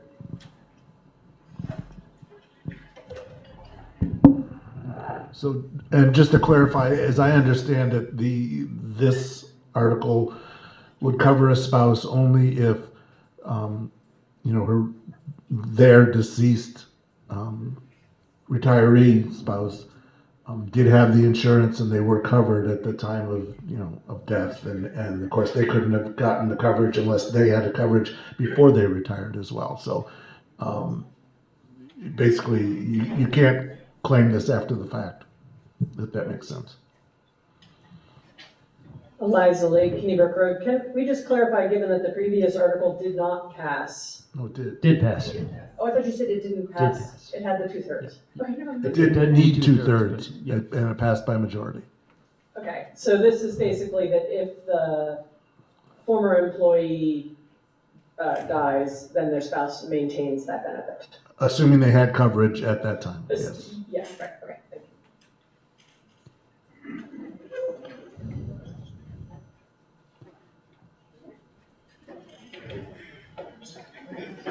Gabriel under 112 Fairhill Road. Did anyone do, I don't know what it would be, you hire an actuary, or has there been any projected expenses of what this would be, some range that we did some research on to sort of decide whether we could even afford this and even come through on our promise. Or just, and I know it's obviously hard to predict and there's a lot of variables, but I'm surprised no one's talked about some range of expenses and figures we could be looking at with this. And if anyone has something to say on that, it'd be great. Thanks. Other than discussing it and guessing ourselves, we did not hire an actuary or do research beyond that. So it is, to some extent, it's anyone's guess. It's hard to say. We think we have at least one employee that's considering this. It seems like it would be unusual to have more than 2 or 3 at a time, but it's pretty hard to predict. Kelly Wolf, 35 Parish Road. Can I just have you clarify that the way I understood you said it, if the person retires at 60, the town will cover 50% of their medical insurance until they're age 65. Correct. So there's only a 5-year window there that they will be paying this. After 65, they have to pay it in full. Well, no, we have a different section that allows us to pay 50% of their supplemental once they're on Medicare. So that we've already Oh, done. the supplemental, okay. We're already doing that. Thank you. Okay, more discussion on Article 26. We'll go to a vote. All those in favor of Article 26 do so by saying aye. Aye. All those opposed? Nay. Pretty sure the ayes have it.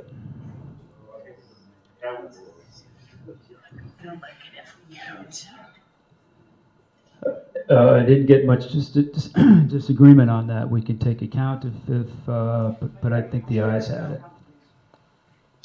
What was that? I'd like to have a count, and I agree with you. I think I'll take another voice vote. I think it's better we just do the count. You ready? So, again, this is Article 26. All those in favor, put your cards up, up, up, up.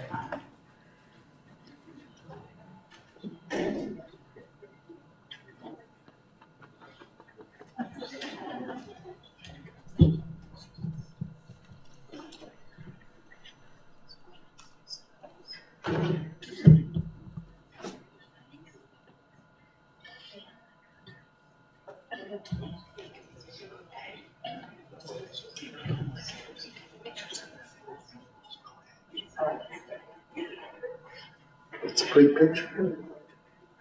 It's fun. So you count the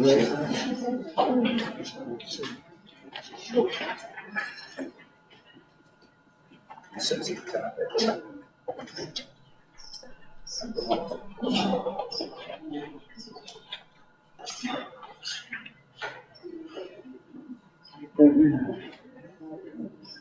Okay, ayes down, nays up.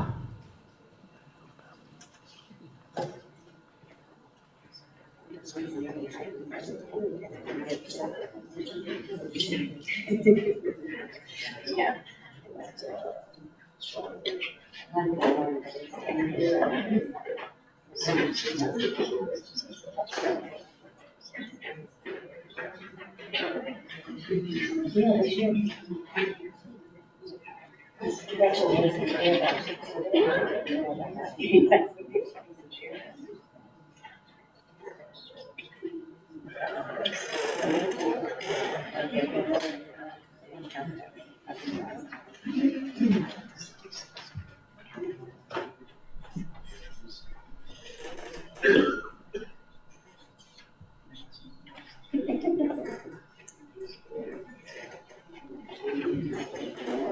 Okay, 67-49, it passes. We're on to Article 28, Select Board. Is it me? 27. You're right. Yeah, 27. If you can see what this piece of paper looks like. Mr. Moderator, I move that the town vote to raise and appropriate the sum of $10,000 to establish a reserve fund to provide for extraordinary or unforeseen expenditures as provided by Mass General Law, Chapter 40, Section 6. Do we have a second? Discussion? Hearing no discussion, we'll go to a vote on Article 27. All of those in favor do so by saying aye. Aye. All those opposed? Passes unanimously. We have a couple of, I'm going to call them brief articles, motions to get through, and then by my watch, that'll still allow us time for those who want to leave to vote. So my thought is we'll keep going and then maybe take a break after Article 30. So with that in mind, I believe we're now on 28. Mr. Moderator, I move that the town vote to appropriate as available funds the sum of $232,578.81 from Chapter 90 funds or any other amounts from the Commonwealth of Massachusetts for highway construction and/or maintenance. Second. We have a second. We have discussion on Article 28. Hearing no discussion, we'll go to a vote. All those in favor of Article 28 do so by saying aye. Aye. All those opposed? Passes unanimously. Article 29. Mr. Moderator, I move that the town vote to appropriate and transfer the sum of $162,805 from free cash to the General Stabilization Fund. Second. We have a second. Do we have discussion? Hearing no discussion, we'll go to a vote. All those in favor of Article 29 do so by saying aye. Aye. All those opposed? Passes unanimously. Article 30. Mr. Moderator, I move that the town vote to authorize the Select Board to enter into contracts with the Massachusetts Highway Department for construction and/or maintenance of public highways for the fiscal year 2025, and further to authorize the Select Board on behalf of the town to accept any money from the Commonwealth of Massachusetts for highway construction and/or maintenance. Second. We have a second. Discussion on Article 30. Hearing no discussion, we'll go to a vote. All those in favor of Article 30 do so by saying aye. Aye. All those opposed? Passes unanimously. Article 31. Mr. Moderator, I move that the town vote to authorize the Select Board to apply for Massachusetts state or federal grant programs and to further authorize the Select Board to expend monies received through such programs following a public hearing. Second. We have a second. Do we have discussion on Article 31? Hearing no discussion, we'll go to a vote. All those in favor of Article 31 do so by saying aye. Aye. All those opposed? Passes unanimously. Okay, I'm going to ask just everybody think it's a good time for a break. I see people getting up as we speak. So 20 minutes. So don't lose your card. Don't lose your ballot. Don't politic outside. Don't rent your car. And be back at 10 minutes to 12.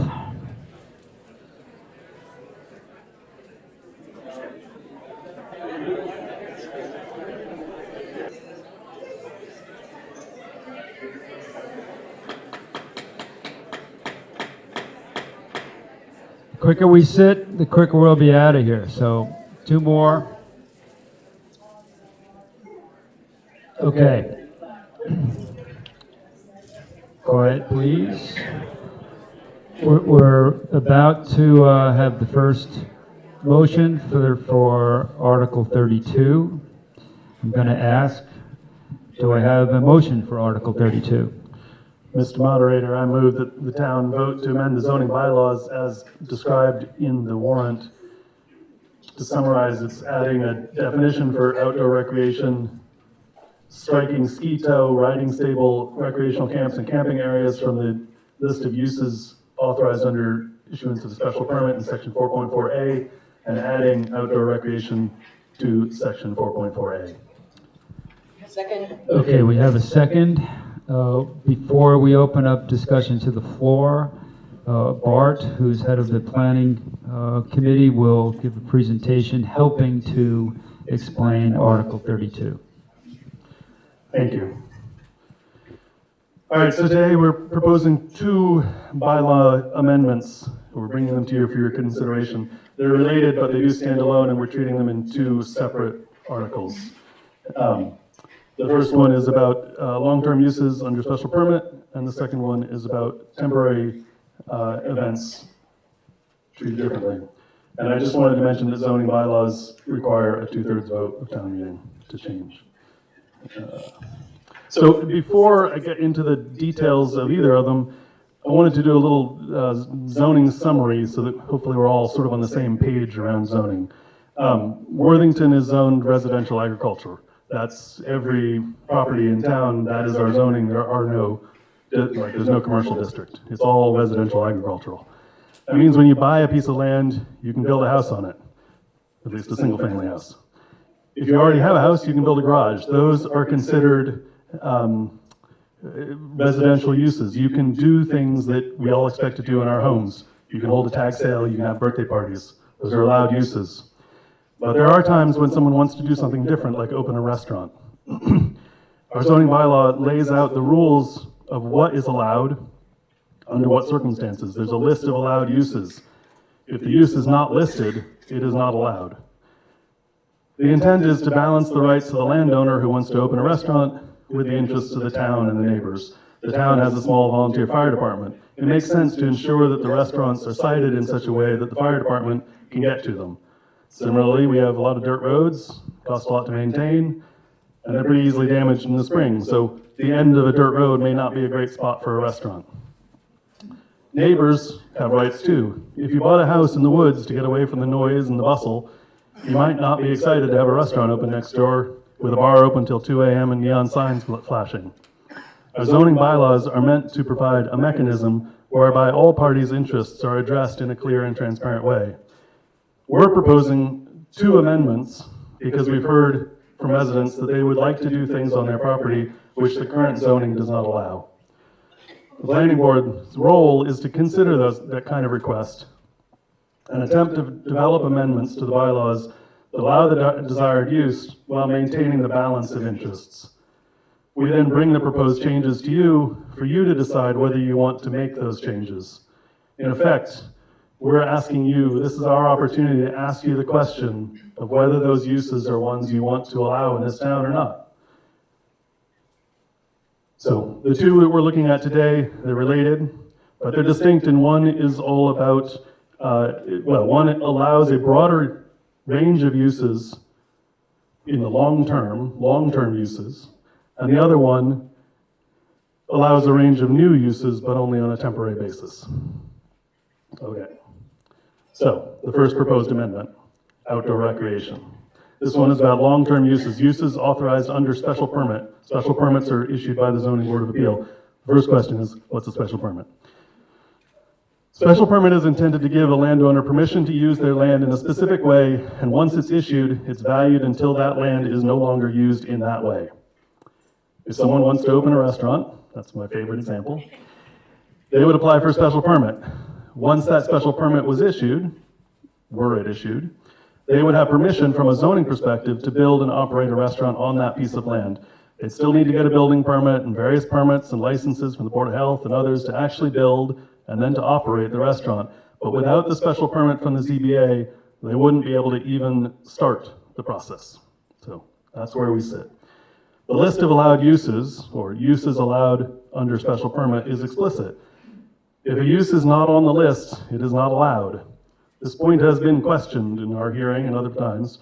It is the opinion of town council. It's not my opinion, it's town council's opinion that if the use isn't in there, you can't do it. It's not absolute. There is some discretion. The special permit granting authority, which is a technical term, in town mostly that's the zoning board, but it can be the planning board. They do have some discretion, but not a lot. And ultimately, a determination of what your use is and where it fits, whether it fits or not, is up to the zoning enforcement officer.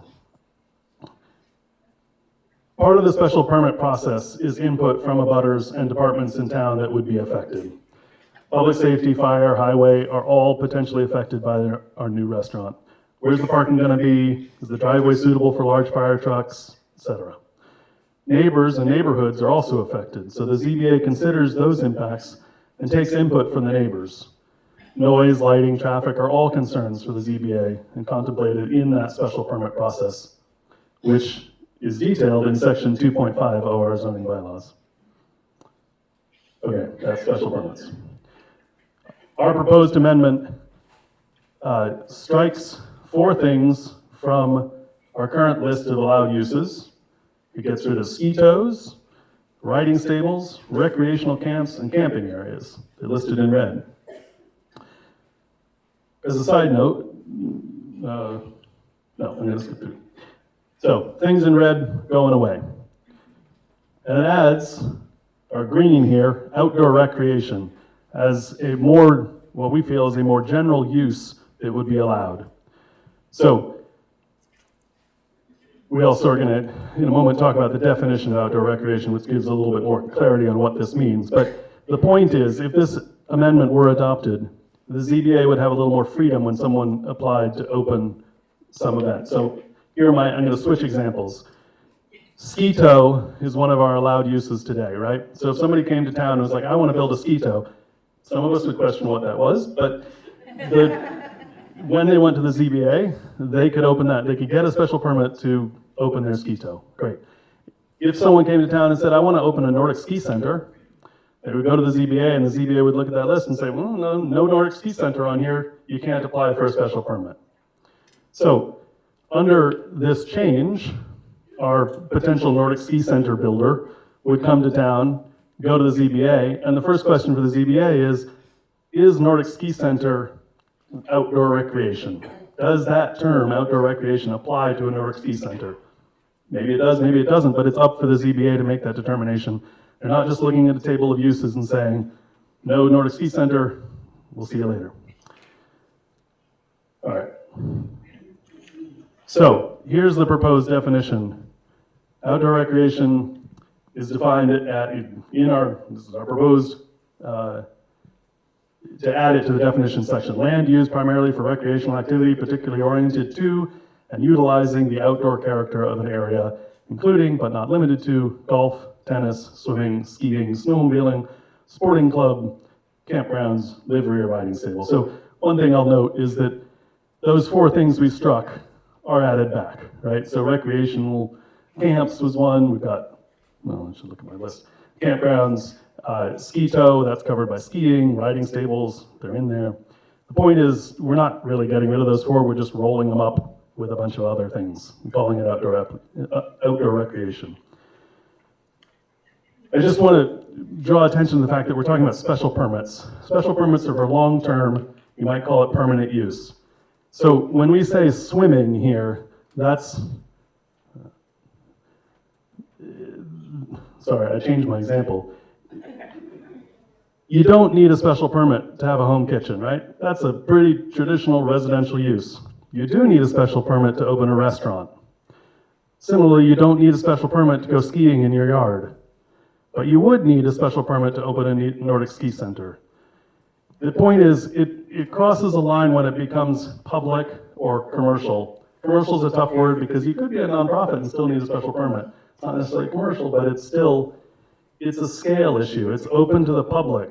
When it's open to the public, then you start talking about a special permit. If you want to go swimming in your pond, you do not need a permit to go swimming in your pond. If you want to open a swim center, build a pool, maybe to have some tennis courts, now you need a special permit. So that's the distinction I hope that you, that's I think the most important thing I want to leave you with is special permits are this long-term use. So that's the end of my first section of my presentation. I'll be back in a moment when you're done with it.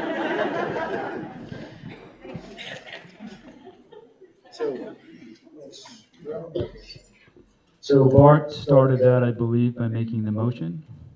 Yes. So I don't believe we got a second. So we have a second. Now we open it up for discussion on, I'm going to make this clear, Article 32 only. So we'll keep these 2 things separate as much as we possibly can. So any discussion on Article 32? Hearing no discussion, let's go.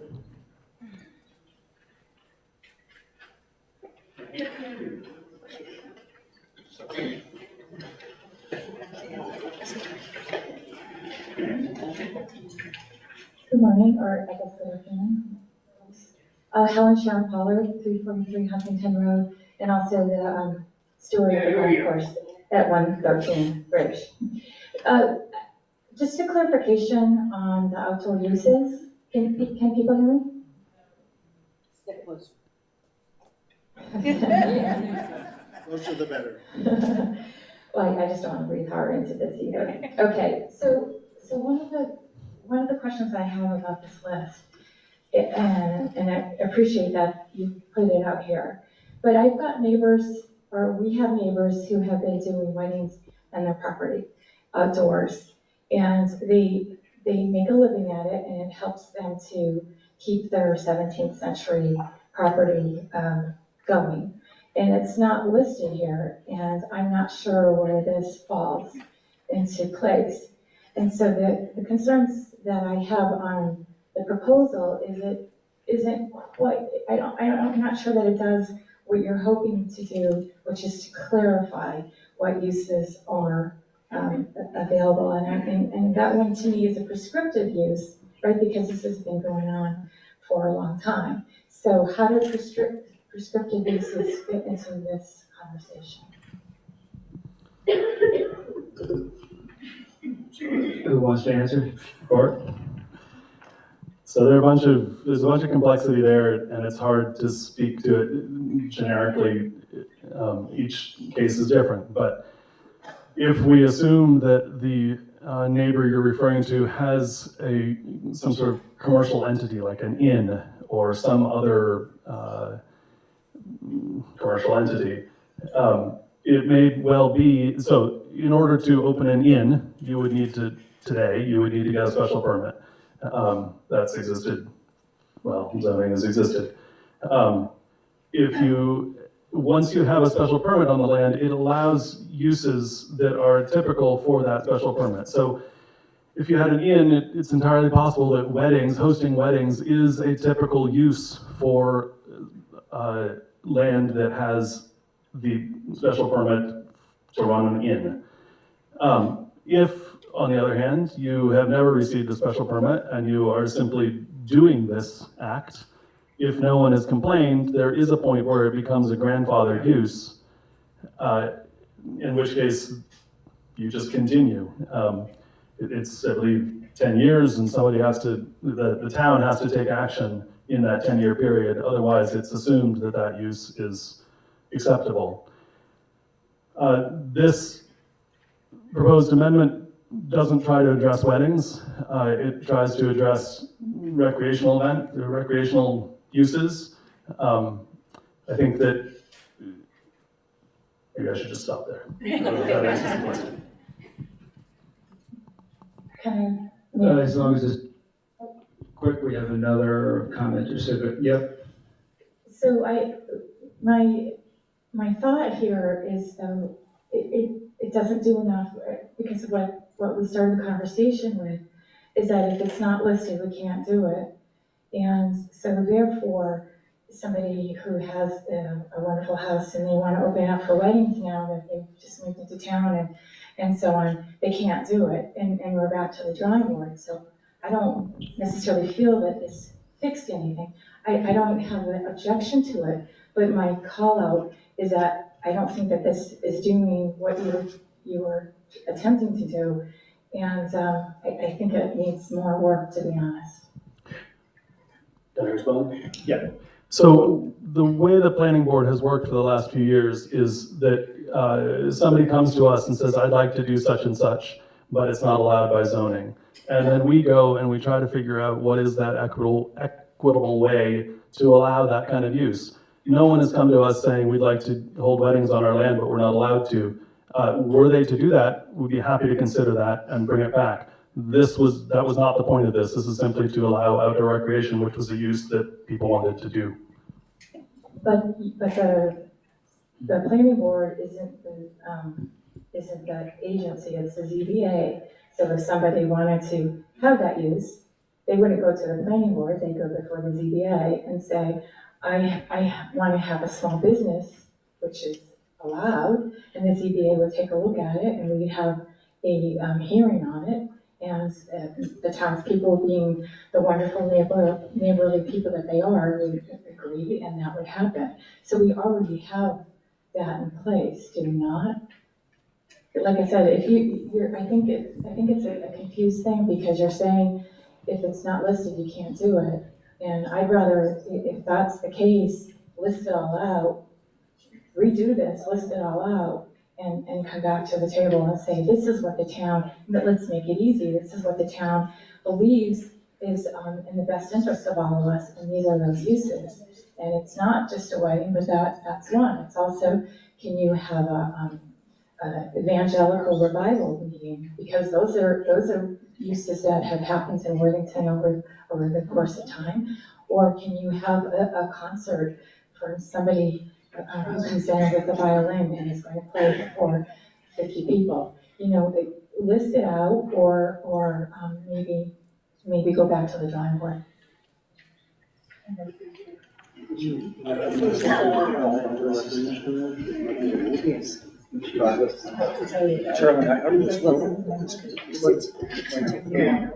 Joe? Maybe I shouldn't say this, but I happen to be chairman of the ZBA. Currently, right now, a use that's listed is an inn. So that's not an issue. If you have an existing inn, and you come to the ZBA and you say you want to hold a wedding, I think it would be up to the ZBA to determine, is that a normal use for an inn? If you did not have a building and you wanted to build a building and do the same thing, the ZBA would do the same thing. If you said that you wanted to have a wedding as a normal use of the inn, the ZBA would hold a hearing, as they normally do, invite abutters and everybody else, and determine if there's any concerns. And based on the results of that hearing, the ZBA would make a determination if a subsequent or an auxiliary use of an inn is to hold weddings or some other type of performance that you mentioned. So it is there. I don't think you can put in the bylaw everything that possibly could happen. That is the reason for holding hearings to determine if what you're asking fits into the zoning bylaw. Hi. Kyle Kobiak, 17 Old North Road. We've heard some really good examples, and I understand that helps illustrate it, but they've all been hypotheticals. And I assume that people have come in and asked a specific request that was not on this list, which is why we're changing this. I'm curious if someone could give the actual example of something that occurred that then we can say, oh, all right, yeah, I can see why that was on the list. And I would so support that as outdoor recreation as a more general term. I just think that we're going back and forth a lot with examples that aren't real. So I'm just asking for something that's more concrete. So should I give you two real quick? So we had an application last fall for a motocross event, and we felt we couldn't, and we consulted with council and basically couldn't give them a permit, couldn't accept the application because there's nothing in zoning that says you can do that. And we had a similar request, I think about a year ago, for a theater performance, outdoor theater performance, and similarly we could not issue a permit because it wasn't allowed. So I just want to add to that this is long-term purposes. So nobody has asked us to build a motocross court and hold motocross events for the next 5 years. You know, it's not a recurring, well, it might be recurring, but it's not what we might call a long-term or permanent use. Similarly, the outdoor theater was not no one was building a theater festival and wanted to carry it on. The reason for this special permit change was basically looking at the list of uses allowed under special permit. They touch on outdoor recreation in kind of odd ways. Can we sort of bring that together and make it a little bit more general? let the ZBA come up with some, exercise their discretion and their process of getting a butter and town input to decide if somebody wants to do something permanent. But no one has actually asked us to do something permanent or something that would require a special permit. They were both. Thank you. Jim Downey, 7 Cummington Road. So there's so much importance given to language, and my objection, I'm in favor of a modification, but I think specificity is best, and I am not in favor of a sort of unlimited list of what is and is not permissible. But from my perspective, sporting club is completely a catch-all, and it is a catch-all filled with liability, and it is a catch-all that I think we will then eventually come to later regret. Because sporting club can be a rifle range, it can be any number of uses which are objectionable, and without going into distinctions related to the next article, I think that we are kind of leaving ourselves open by drafting it to include all-inclusive sporting clubs without identifying what uses may and may not fall within sporting clubs. Okay, we're gonna, Could I, hang on, Jim. I can't tell if, again, are you asking for an amendment? And before you answer that, or maybe you can answer that, we're gonna let the planning board respond. So just to clarify, are you asking for an amendment? Yes, I am asking for an amendment. Okay, so stay there. Planning board is saying they don't have a response. So maybe to clarify this, let's make it an amendment. What would you propose? And again, back to Mr. Moderator, I would propose that blah blah blah. This is like GE College Bowl. Like, I'm going to propose the amendment standing here. Yeah. I think sporting club is too inclusive a term, so I think it should be deleted. I think swimming, skiing, snowmobiling, in my opinion, also is too inclusive a term. And I think that the issue is, Bart, you made reference to, or Mr. Moderator, may I address Bart or the planning board? No. I think the planning board made a reference to whether or not these are going to be public or private uses. So if you are going to allow snowmobiling on your property, then you're going to be charging the people on the snowmobiles to come and snowmobile on your property. That takes it out of a use that I think this town, after hearing Michael Don Diego's impassioned and articulate and a sort of remarkable speech about the fact that we are lacking an ability to respond to emergency events, to start allowing things that I think are either inherently dangerous or are risks that are associated or potentially could cause injury or death. I think we're opening ourselves up as a town to liability. So specifically with respect to the changes or revisions, I'd have to sit with it. I can come back up in the mic, I can try to rewrite it, but I do think we need to give further consideration to some of the liability issues. And so we're not put in the same situation that we're in, like on this retirement benefits and health insurance issue. I don't want to have to go back and amend the legislation or amend this language later. I think if we do it once and we get it over with, I think that's going to be far more effective and more appealing to the town. Okay, so we're going to suspend the amendment. Here's some more discussion. Kevin? Yeah, hang on. We'll suspend the amendment for now, but planning board would like to respond. I just want to clarify that these uses would be allowed under special permit issued by the zoning board. So it is not, by having this list, it does not mean that somebody who wants to open a commercial snowmobiling facility, whatever that might look like, can simply go do it. They have to go talk to zoning board, and the zoning board would consider all of the concerns you just raised. What is our ability to, they would ask Mike Don Diego or fire chief and police chief to come and talk to them about what are the concerns. And without this change, you simply couldn't have the conversation. So that's the point of the change.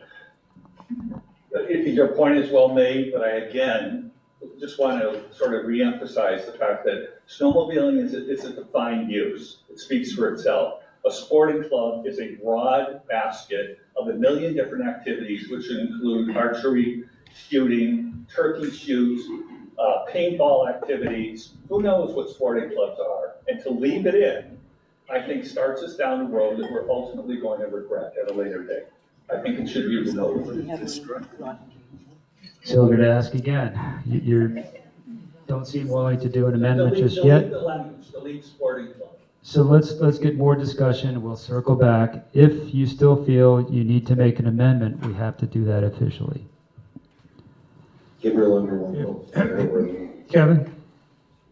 Hang on, Steve. Yes, I would, this seems like a good time to point out that the planning board does not meet in a vacuum. When a zoning amendment is considered, the planning board first meets, all their meetings are public. They're all accessible. You're invited to attend, I'm sure. They're cordial folks, and they entertain ideas. These ideas that are before you today, as has been mentioned, are the product of two individual property owners in Worthington who thought they could do something, okay, and found out they couldn't without a change. And it's a process in which the planning board has tried to be responsive to the fact that towns are dynamic. Their composition shifts over time. And the interest that they, as do the definitions of what constitute an appropriate activity, are pertinent to or as part of an underlying permitted use. The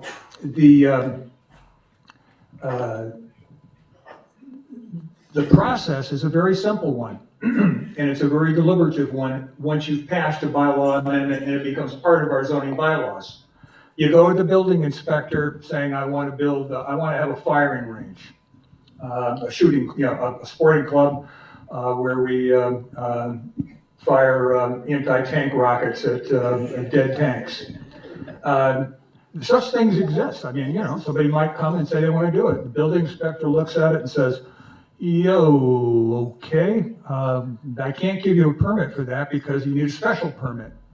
You go to the ZBA, and the ZBA, as you've heard, you as the abutter as the property owner, have to notify all the abutters. I should have mentioned, by the way, to get to the bylaw in the first place, the planning board also has to hold a public hearing to which you're all invited. We're all invited and given the opportunity to offer our input, our amendments to drafts, and so on. So what you see before you today is a very deliberative process with lots of opportunity for public input. Not the ideal environment to entertain amendments, although we can, and we do. When a permit finally gets to the ZBA, after you've passed an amendment to the bylaw to allow it as a special permitted use, the process that the ZBA goes through that you have to go through with the ZBA is quite elaborate. It allows for much public input, requires that abutters within 300 feet of the closest of your property line, okay, in any direction, be notified, okay, with a particular attention to making sure the notice is a proper one, that you get it. Then you have the opportunity to attend the public hearing at the public meeting at the ZBA to speak in favor, to speak in opposition, and to raise your concerns about noise in your property, spent rounds, traveling tank rounds, spinning over and taking out your chicken coop, whatever it might be. And presumably reasonable people appointed to that Board of Appeals will listen to your concerns and address them. That's the process we have in Massachusetts. It's worked pretty well. And I suggest that, we can trust, it's a process we can trust. May I respond? See, Actually, no, but make it quick. I mean, we've said before, the order changed. The order of comments should, each person gets to speak first. So let's hear these other three. Let's keep to the rules. I was actually Gabriel Unger, 112 Thayer Hill Road. I was at the public hearing, and I had many of the same concerns I had there, and many people did voice feeling that the language was too vague and that there was too much room for interpretation. And echoing Jim's comments, I would actually say that, well, campgrounds, first of all, I don't know whether that means someone can't have 3 glamping tents on their property, or whether that's talking about having like a full-on campground with trailers, or it's just vague, like the thing on Smith Road. And then snowmobiling as well. I've got my property is on the snowmobile trail, and it's been great. There's not a problem. A lot of people here have allowed and permitted the snowmobile association to use their property. It can be sometimes 10, 20 snowmobiles a day. Is that something now that if I want to grant them use of my property, I have to get this permit? I don't know. I know there was a snowmobile race on the Jones lot, maybe in the 80s or 70s. I understand that would be a different kind of thing. And so, again, I'm concerned that we're not making things specific enough in that way. I also don't know why the home kitchen and the restaurant are on the outdoor recreation part, because I don't see where that relates to that, and I totally appreciate all of Bart's work on this, but I'm just not sure. I'm confused why that's a hypothetical on the outdoor recreation part of things too. I'm going to let Bart respond to that, because I heard that differently, but Bart?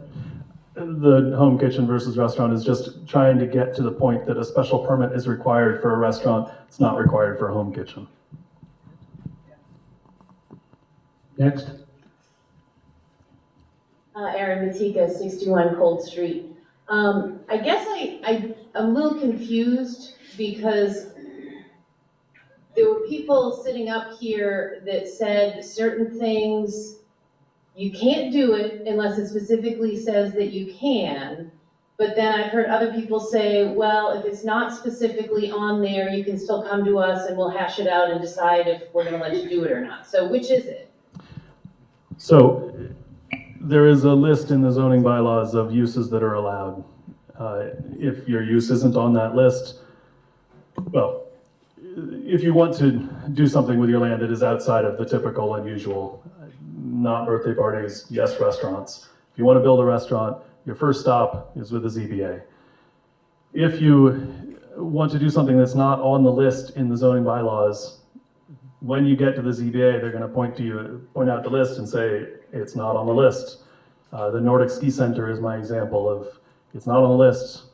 If you really are dedicated to building a Nordic Ski Center, your next stop, after being told that it's not on the list, is to come to the planning board and say, I'd really like to build a Nordic Ski Center. Is that something that we can talk about? The planning board would then talk about it. Theoretically, we would come, like we have the last 2 or 3 years, ultimately to town meeting with a proposed amendment.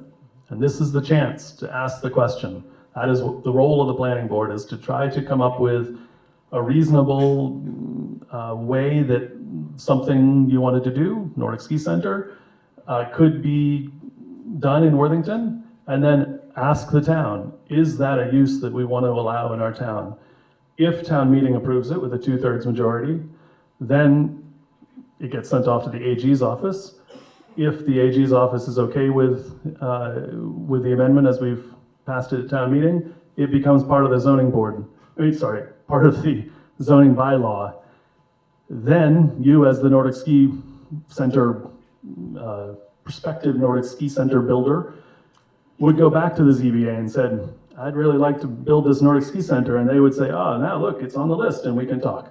If you want to build a restaurant, it's not quick, but at least you go to the ZBA, that's where you start. If you want to build something that's not on that list of allowed uses, it somehow has to get added to the list of uses, and the planning board is the mechanism through which that can start, but town meeting is the mechanism through which that happens. Once it's on the list, then we go back to the zoning board and they issue a special permit if they. So you basically can't do anything that's not on the list unless you come to town meeting and, ask for an amendment or whatever. So I think just also to address your question, where is their judgment involved? And by broadening this particular definition to recreational, it allows, obviously, for somebody has to decide whether it fits in that definition or not. So the ZBA always has some discretion, because when you come to them and ask for a permit to do something, does it fall on the list? And in some case, in some sense, you're always looking at the list and saying, all right, does this fall within this classification? Is it a recreational use? Yeah. You know, whereas when it was so specific that it said ski tow, maybe Nordic ski didn't fall. But when it just says recreational use, the ZBA can decide whether it's an appropriate use, whether whether the town can deal with whatever the ramifications are from a public safety standpoint and so forth. So the ZBA has some discretion there, but it's based on what's in the list. Does that make sense? And how many people are making this decision? The ZBA is 5 people appointed by the select board. So, okay. So 5 people are gonna decide your fate, basically, if you wanna do something. There's also going to be a public hearing. I also want to remind you, these are long-term uses. If I say to my neighbor who does snowmobile, if I say, yeah, you can run through my backyard, you're fine, I don't need to go to the ZBA because I'm not running a snowmobile area. I'm not sure what that was. That was my chair, sorry. Oh, thank you. What did I do? But I'm not running a snowmobile club or anything like that. These are long-term uses. This is if you want to have a business, basically, as a garage, filling station, ski area, restaurant, light industry. If, you know, I can, as I said, I can allow my neighbor to go across my property. I don't need anybody's permission for that. My neighbor needs my permission to go across my property. But if I'm not running if he's not running a Nordic ski area or a snowmobile area, and I'm not running it, it's not a ZBA issue. This is long-term use.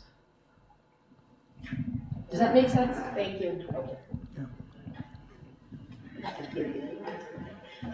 My comment or my question here is a Nordic ski area considered a small business? Is it considered a small business? Might be. We're getting some opinions back here. Yeah. Is what considered a small business? Through you, Mr. Moderator, a Nordic ski area, a lot of the things that are on here, riding stable, the like, they could be considered a small business. Yeah. They could be. However, the issue becomes when we have a more specific area of the bylaw, ski tow, to say that the more general would assume, we don't typically do that. We say the more specific would assume. So if your question is, we've got, I think we have small business in here. Yeah, small business. What you're saying is we don't need to amend any of it because it would all fall under small business. I think that when you have specific uses that are much more specific, you would look to that and say that for skiing, ski tow is what's allowed, not just this general, any business you want in there. I'm not so sure. I think that the way the town has worked since we adopted the zoning bylaws is to look as a community about those uses, and they are very general on purpose. So the small business and the light industry are really a catch-all for everything that's not listed, and I think we've been able to figure that out through the course of time. And again, not trying to take the thunder from Mr. Downing, but the sporting club is very general and would be a concern potentially that would go before the town. But regardless if it's a sporting club or somebody coming as a small business, they'd still bring that to the town to vote on. And the town, regardless of sporting club were there specifically or not, the town would have the opportunity to vote on it. So as I say, I don't think this is encompassing enough. I think that a wedding, because you have an inn, isn't quite the use limit in the town because there are people that don't have inns that have weddings. And as I say, I think that this needs to go back to the drawing board to speak to these uses and the work of the planning board. And I was on the planning board under the leadership of Jane Christensen for maybe about 10 years, so I get what that is, but I think there needs to be more open discussion, not just 2 weeks before town meeting to go into something like that, and that's just a comment. Yeah, so let me clarify a couple things. As a small business myself, I believe the definition of small business is pretty clear in our zoning bylaws, so that's one. And I'm going to go back, this is me as a person, not moderator. This process has been going on not for 2 weeks, but for a year. So participation and understanding the origin of this, and I'm not scolding, but participate and things become clearer. Okay, next. Mr. Moderator, your point is well taken. However, we just received the revision within the past 48 hours. And to put in this language, to put it before the town, and to sort of leverage off Helen's point, this has not been properly socialized, in my opinion. I would ask town council whether or not, Jeff, in your opinion, as Wait, you cannot do that. all right, so sporting clubs should be stricken. It is overly broad, and the town is going to expose itself to, at the very least, a lot of questioning and some potential resort to judicial resolution, which I think we want to avoid, because when someone comes and says, why are you denying me the permit to operate? Now it is a permitted use if I get the special permit and I want to have a rifle range. And we know we would have a problem servicing from a emergency police point of view, policing or taking care of an injury at a rifle range. And to put that in at this point, without socializing this language, I think does us a disservice. And it is also a lot to ask of our EMTs and our police and fire complement, who have served this community well. But we already know we are understaffed and underserviced in that regard. And we're doing this without any ability to evaluate one use versus another. Everything is going to be allowed simply because it falls under a sporting club. We're getting repetitive. So Amy wants to respond, and I believe let's have town council respond first. Town council was part of the last meeting reviewing this language. Mr. Moderator, I do want to correct myself, because when I got the question, I didn't have an opportunity to quickly bring up your zoning bylaw, and that was whether or not a Nordic Center would be a small business. And under your bylaw, small business is defined as any enterprise conducting sales from the premises not deemed to be a tradesman or artisan, as referenced in a different section of the bylaw. So a Nordic Center could very easily fall outside the small business definition. Your bylaw is pretty specific as to what those definitions are. Also, when we talked about ski tow, your definition is a type of ski lift which is operated by a ski facility for recreational purposes, which enables skiers to glide on their skis as they are towed by an endless cable. That would also not fall under Nordic Center. And Mr. Moderator, to the previous speaker, I'm sorry, I've forgotten the question. Well, the question was, Jeff, could you, for the benefit of everyone gathered, just give us an opinion as an attorney whether or not you think sporting club is an overly broad term and potentially could be construed to encompass a variety of uses that, I mean, what if we put in sporting club and other adult activities? It's so vague, it's worrisome. And I just do not encourage going down this road hastily, because Worthington is growing. It's a very attractive place to live, and I think we are setting ourselves up for problems in the future. We all know what zoning involves. Okay, to let town council respond. Through you, Mr. Moderator, I agree with the previous speaker that sporting club could be a number of different activities. So, hang on.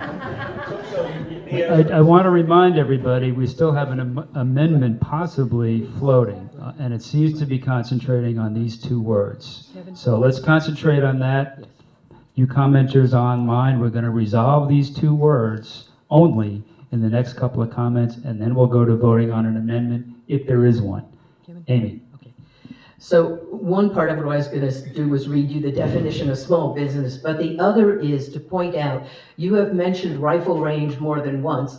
I would like to point out that there is a rod and game club in Worthington. They shoot trap every Sunday. I think, I don't remember the times, but it 1 o'clock, thank you. Okay, we already have such a club that exists in Worthington, and I don't know that we've ever had a major incident there or required EMTs to show up. So yes, we could conceivably, sporting club, I suppose, could include a rifle club, but we already have such a facility in town. We do, but Amy, it is not open to the public. We do not charge for admission. We do not allow people to show up and start shooting guns at the Worthington Rod and Gun Club unless it's done under the auspices of management of that club. So I'm gonna cut you off here because that would be part of the ZBA looking over their application. So let's move on to the next commenter. So Mr. Moderator, I would like to table discussion on this. I'm not, I can disallow tabling because I know there is still some comments left to be made. We still have a possible amendment hanging. Gabriel Under 112 Thayer Hill Road. No one answered my question about the snowmobile trail and where that falls into this, because it's not like Amy's example of just having a friend snowmobile my property. It's not really like that. It's a club that has membership dues. It's not all on my property, but I'm part of a larger trail that Okay. and I need an answer. I think we had an answer, but I also made the request that we are now reviewing the two words sporting club. So we'll hold your question in advance. I believe that was answered, but we'll come back to it. Kai?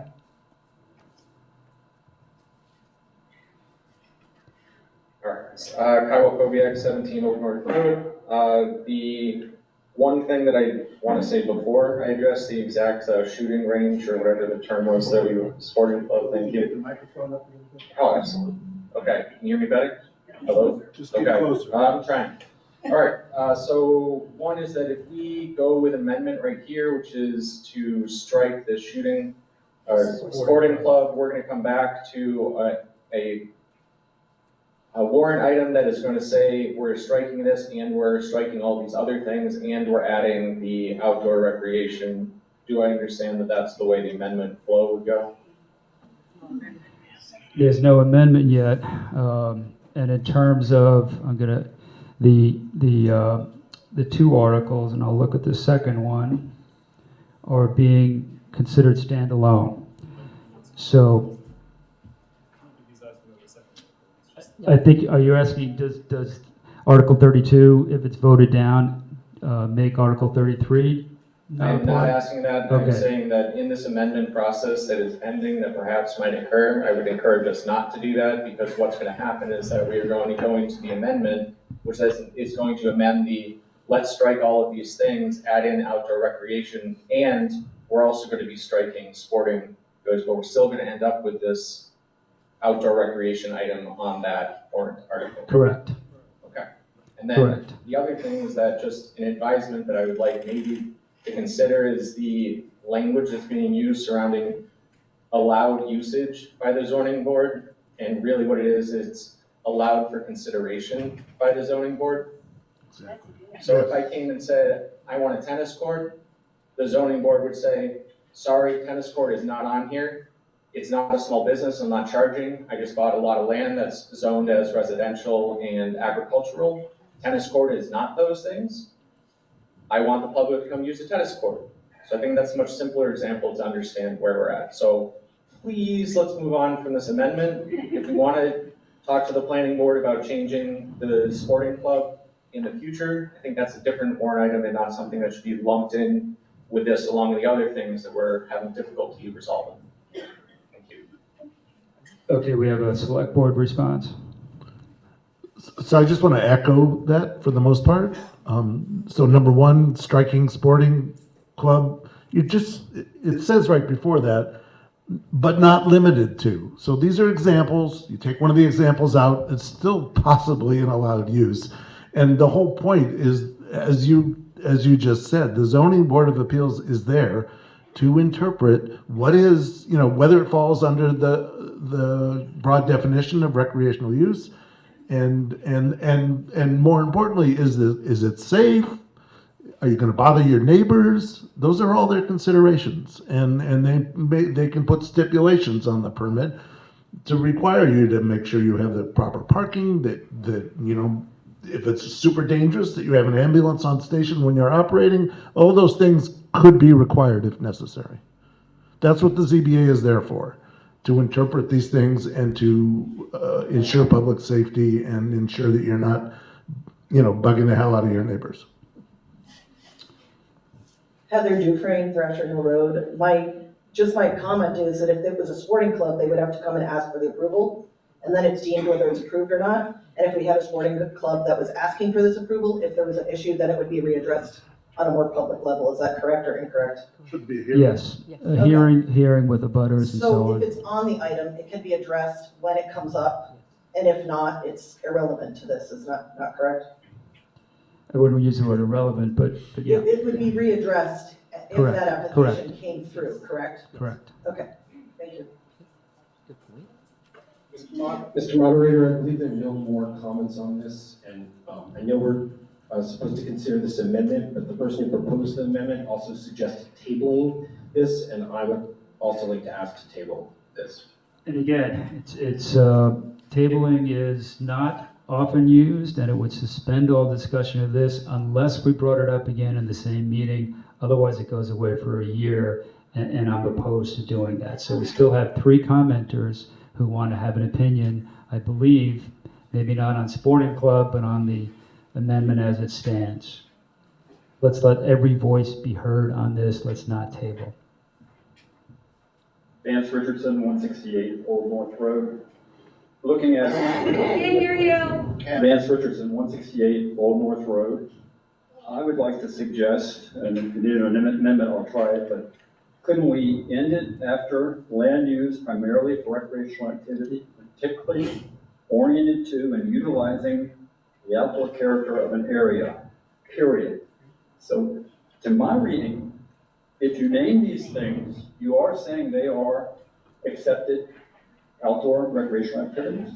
If it's up to the zoning board to determine it, let them determine it. Why list it? Yeah, I'm going to let planning board respond. Maybe. There's certainly no reason that you couldn't propose that amendment, and it would not change from my perspective, not change the meaning of the definition. The examples are simply listed so that when we have this conversation in town meeting, we all have an idea of what we're talking about. They were relatively considered which things were on this list and which weren't. We already have a golf course in town. We've had a tennis and swimming facility. We've had Nordic skiing in town. There's lots of snowmobiling in town, and it's motorized, unlike some of the other ones. Sporting club, is that the wrong gun club? I don't know. Campgrounds and livery stables and riding stables are already on our list. So it was a list of examples that are sort of felt that they would be in the conversation, that they would make sense to all of us in sort of the same way. If you don't want examples, it just means the ZBA has to sort of create a whole cloth. It's just a guidance. I get that. It seems to be what's tripping us up, though. What is snowmobiling? What is sporting club? Just an idea. Mr. Moderator? Yes. Could I, Joe. I think what Charlie mentioned is most important, but not limited to. So these are just examples. You can strike all of the examples, and then it's still going to be up to the ZBA to determine. And I guess I should say I'm considering resigning from the ZBA. But again, I think it's important to realize these are just examples. If you delete one, it doesn't mean it's not can be considered. So it was just to give you some examples of what could happen. You can strike all of those examples, and nothing will change.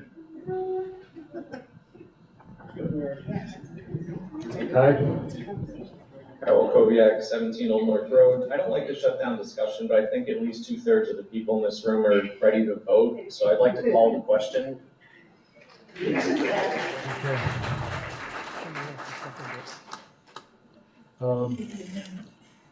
Yeah. At this point, I'm going to check in with higher authority.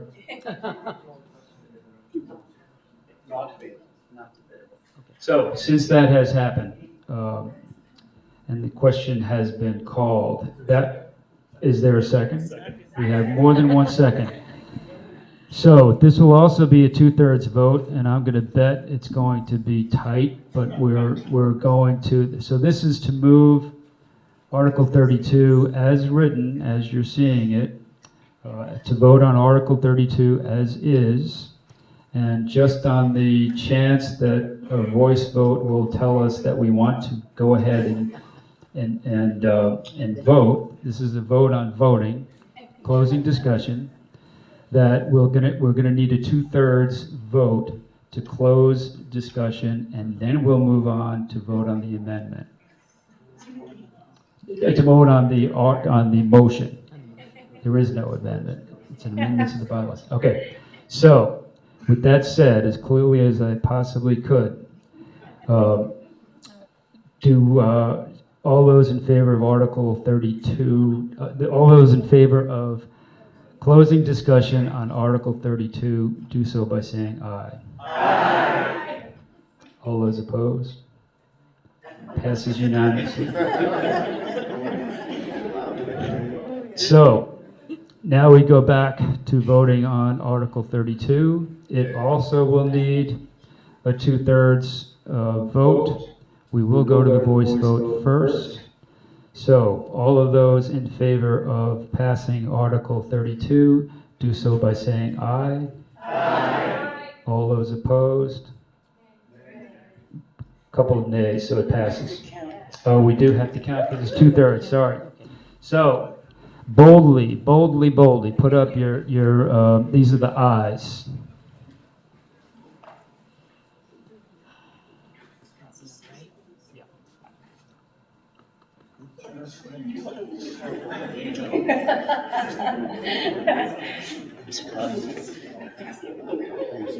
I'm a little bit surprised. I'm okay with that. I like these. I'm looking forward to another.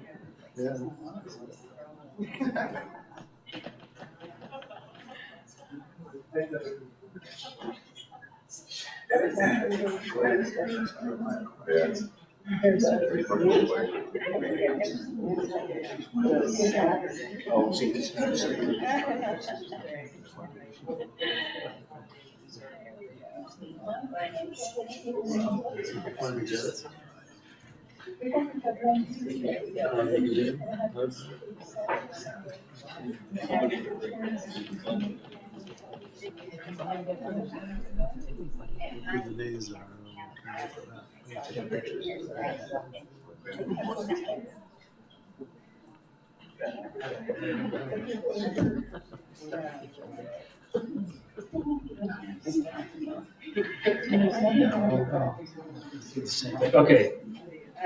Ayes down, nays up.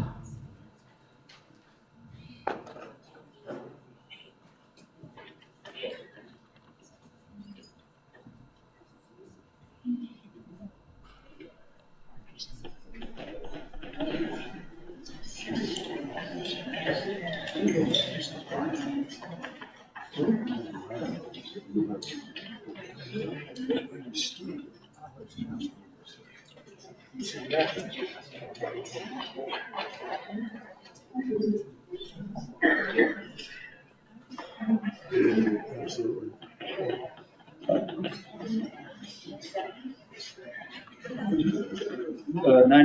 97 to 28, it passes. Article 32 passes. Okay, last one. Piece of cake. Article 33, do I have a motion?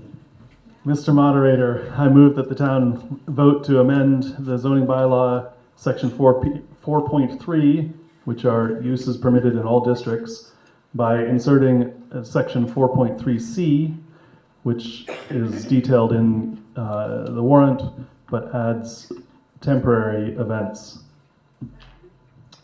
A second? Second? We have a second, and I believe we'll have another slideshow to help guide discussion. Here we go. That was the fun. That was the easy one. So now here we are on the hard one. So this is about temporary events. The last one was about long-term permanent use. This is about temporary use. Allowed in all districts means, another way of saying that is by right. If some of you have been reading a lot of zoning. So temporary events governed by a permit from the select board. The first thing I'm going to start with is a little bit of a side note about entertainment licensing. Massachusetts General Law, Chapter 140, Section 181, basically gives authority to the select board to issue licenses for events. In our world, we're talking about event permits, permit versus license. We're using those as synonyms. So businesses in town get entertainment licenses today that they allow them to have concerts or other events that fall under their sort of typical use. So this notion of entertainment licensing is a mechanism for the town to ensure that the rights of the neighbors and the interests of the town continue to be respected by those special permit holders. However, events that are licensed are governed by zoning. So for a business such as a restaurant, you've already gotten your special permit. Theoretically, you might be grandfathered, but you already have your special permit. Having outdoor music is considered normal use. That's something that restaurants do. And so you can go to the select board and you get your entertainment license, and they'll look at various things about what you want to do, that you want to have concerts every weekend all summer long or whatever it is. There's going to be lighting, there's going to be amplified sound. That's often a big concern because of its effect on abutters. But you can go to the select board and they can issue a entertainment license if they feel that it's warranted. So businesses go through this special permit process. There's a public hearing, the abutters know about it. Even if they didn't because they've been here forever, somebody buys a house next to a restaurant, you have some sort of expectation of what might be typical use for that restaurant that you're now living next to. You knew it was a restaurant before you got there, right? Before you bought the property. So all of this is about making sure the abutters have some say in what happens in their immediate vicinity, right? And their abutting land. So if you buy a house next to a restaurant, you can assume that there's going to be a bit more traffic, right? It's a commercial establishment. There may be outdoor musical performances. That person who owns the restaurant has to go to the select board and get a license every year to have that kind of performance. So if there is an issue, that's where it gets resolved, right? If they screw up and they're really bad neighbors, then the neighbors can go to the select board and say, these people have not been sort of doing the right thing, right? And so maybe they don't get issued that license. Entertainment licenses, or what we're calling event permits, cannot be issued for uses that are not allowed on a given piece of property. So public outdoor music performances may be normal for a restaurant, but they're not normal for residential property. And that's where things get weird.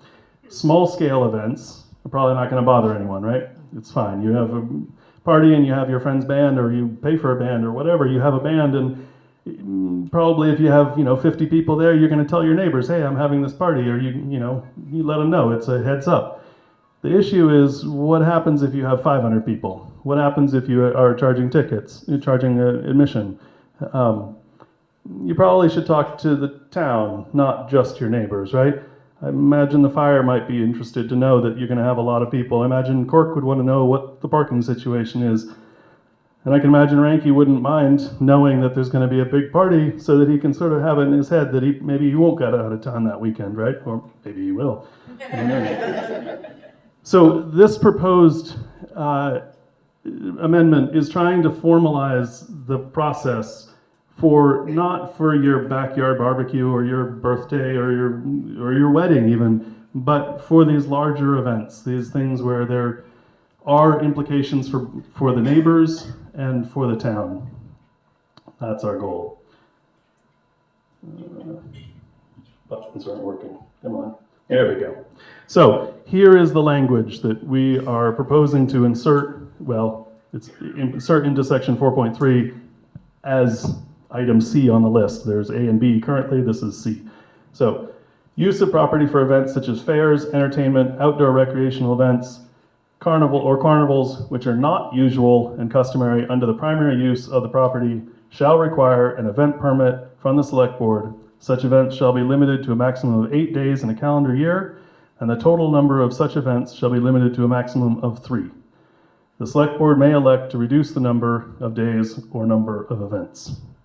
So I want to focus in on a few lines here.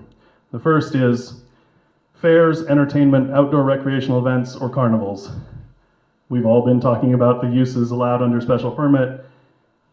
Fairs, entertainment, outdoor recreational now, but fairs, entertainment, and carnivals are not in that use table, right? There's no, if you want to hold a fair today, not allowed under special permit. In fact, none of those things are allowed anywhere in town, with the now exception of outdoor recreational events, which may be allowed by special permit.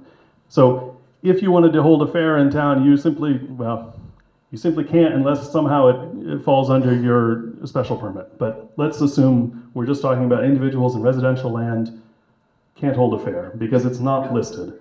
So the reason I keep harping on this is because this does expand the allowed uses in town, right? It adds to that list of allowed uses, but these uses are constrained to a specific number of, a total number of days and a total number of events. So they have to be temporary, and you have to get a permit from the select board.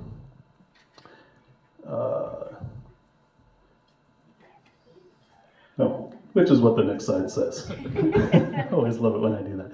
So focusing a little bit on that, the idea here is if you want to have a concert and in your backyard or in your very large dining room, wherever, it has to be a significant thing for us to really care about it, right? It has to be a public event that is in, we're not talking about a little, your band is playing in your basement. That's not what we're talking about. We're talking about a significant event, maybe admission is charged, it has implications for the town. You could hold 8 concerts over the course of the year, as long as they're one night each. Oh, sorry, no, you can't. You can hold 3 concerts. If they're one night each, there you go, you got your 3 events. If you had a theater festival, 2 nights, you could also hold 3 of those over the course of the year. That's 6 days. If you had you were going to do a week-long chess tournament, you can do that. If it's 8 days, you get 1. So that's what that's what these numbers are trying to get at. You can have 3 one-night events, you can have 3 two-night events, you only get 2 three-night events. So hopefully that's clear. All right, as I just said, the proposed amendment is meant to address large public events, things that go beyond the typical use of residential land, residential property. I'm going to just make an aside that our land is all zoned residential agricultural. I'm really focused on the residential side. Agriculture opens up a whole nother, there are typical uses there. I'm not going to get into them, but things like selling eggs, right? That's a kind of an agricultural use. It's maybe a residential use too, I don't know. But we can get into in the conversation about agriculture uses, but this stuff is all about residential uses. So this is the events that fall under this permit requirement would be things that go beyond the typical use of residential property. Here we go. Examples of usual and customary uses for residential property. Weddings, funeral ceremonies, private yard sales, bake sales. You guys can read the list. These would not require a temporary event permit. This list is drawn from the select board's draft event permit application. But it's also ones that we keep coming across. These are things that should not, it's not our intent to restrict these. I will say that technically, the zoning enforcement officer is the person in town who makes the determination of what a usual and customary use would be. And it's up to the select board to write the regulations that cover the event permit in such a way that it's really clear for all of us to know when you've crossed that line from something that's usual and customary, like your birthday party with your friends and family, to something that is not usual and customary, like your birthday party with 1,000 people that you've invited off of Facebook. Some examples of uses that are not usual and customary: theatrical festivals, concerts, motocross race, chess tournament, Scottish festival, road races. So these, I make this, they're hypotheticals. They kind of have to be. Some of these have been proposed. A motocross race is something that somebody would like to do. Concerts have been proposed. So where is this line that between what's usual and customary and what's not? Some of them are clear, like Scottish festival. Like, most of us don't do Scottish festivals in our backyard. It's not a sort of typical residential use. Mostly what we run into is scale, though. A chess tournament is a personal favorite. You got 10 kids in a chess tournament. Like, I really don't need you to get an event permit. That doesn't seem like it's going to affect most people in town, right? It's like parking isn't going to be a huge issue. But if you had 1,000 participants, maybe you would think about parking and bathroom facilities, right? And maybe it's unlikely that we have a 1,000-person chess tournament, but that's okay. The other piece is, so there's scale. That's a question that should be sort of in this mix. The other is, what about public infrastructure? Getting together, as people in Worthington do, and going cycling with your friends on public roads, it's not a big deal, right? We all have passed groups of bikes. But organizing a road race with a large number of participants becomes a big deal, right? You have traffic concerns.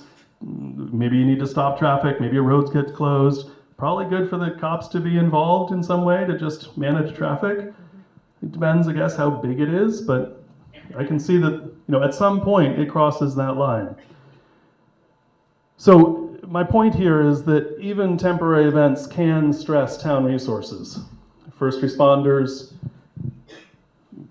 such as first responders, and they can also be disruptive to abutters. This process that we're trying to build here is meant to fairly uphold the rights of the event holders and their neighbors and the town, and try to keep that in balance. One aspect of this permit is that it sort of acts as a tool to provide a heads up for the various town departments that may need to be involved. When we want to burn something in our yard, we're supposed to get a burn permit. It's not an onerous process, but you need to do it. And the reason is that our fire department is small, volunteer, and it's really useful for them to know that there's going to be fires so that they know where they need to respond and they know what's going on. Similarly, if you're holding a big event, it can be really useful for police and fire to know about it, to be warned about it so that they can plan for it, so they don't go out of town that weekend because they know there's going to be an issue. So that the permit application as a way of just letting people know, I think, is an important concept. Last slide. Come on, go. There we go. So I've sort of touched on it, but not directly gone into it, that there's this change to the bylaw that we're proposing, but it's really reliant on the select board and their process to issue an event permit. We have an example from Northfield where they have an event permit application. It's long, it has lots of details, but it's very instructive. It tells us when you don't need an event permit. That's really useful. It tells you roughly when you do. Over the course of, I don't know how long we've been working on this, we've heard a fair amount of feedback, including at the hearing, about what should be in whatever regulations get written. And it's not up to us to write those regulations, it's up to the select board to write those regulations. I believe you guys picked up a handout with a draft of their event permit application. This list here is things that we've heard ought to be part of the process. My understanding is all of these things are in their draft application. I believe that they're going to speak to sort of that content. But the point is that this sort of, it in some ways mimics the special permit process that the ZBA goes through when approving long-term uses, in that it allow abutters to express their concerns. It needs to get input from multiple town departments. Traffic and parking, all those things should be considered. But it's more tailored to these short-term temporary events than the ZBA's process would be. I think that's it. Thank you all for coming. Thank you, Bart. Okay, so we had the motion, I believe we had a second. And now we open it for discussion, which I believe will start with the select board. So, I don't know, did you want to do that one? Do you want to do this part? Just very briefly, as was mentioned by Bart, Chapter 140, Section 181, and Section 183A are the sections of the general laws in Massachusetts which allow special event licensing. One is for alcoholic beverage license holders, inns, restaurants, and so forth. So, for example, there's annually the Pollards have come to the select board and sought a entertainment license for the last couple of years for their outdoor concert venue. They can do that because they wisely decided to include in their definition of their liquor license a definition of their premises under that statute to include the entire premises. So they can operate under the section of the general laws that covers event licenses for alcoholic beverage license holders.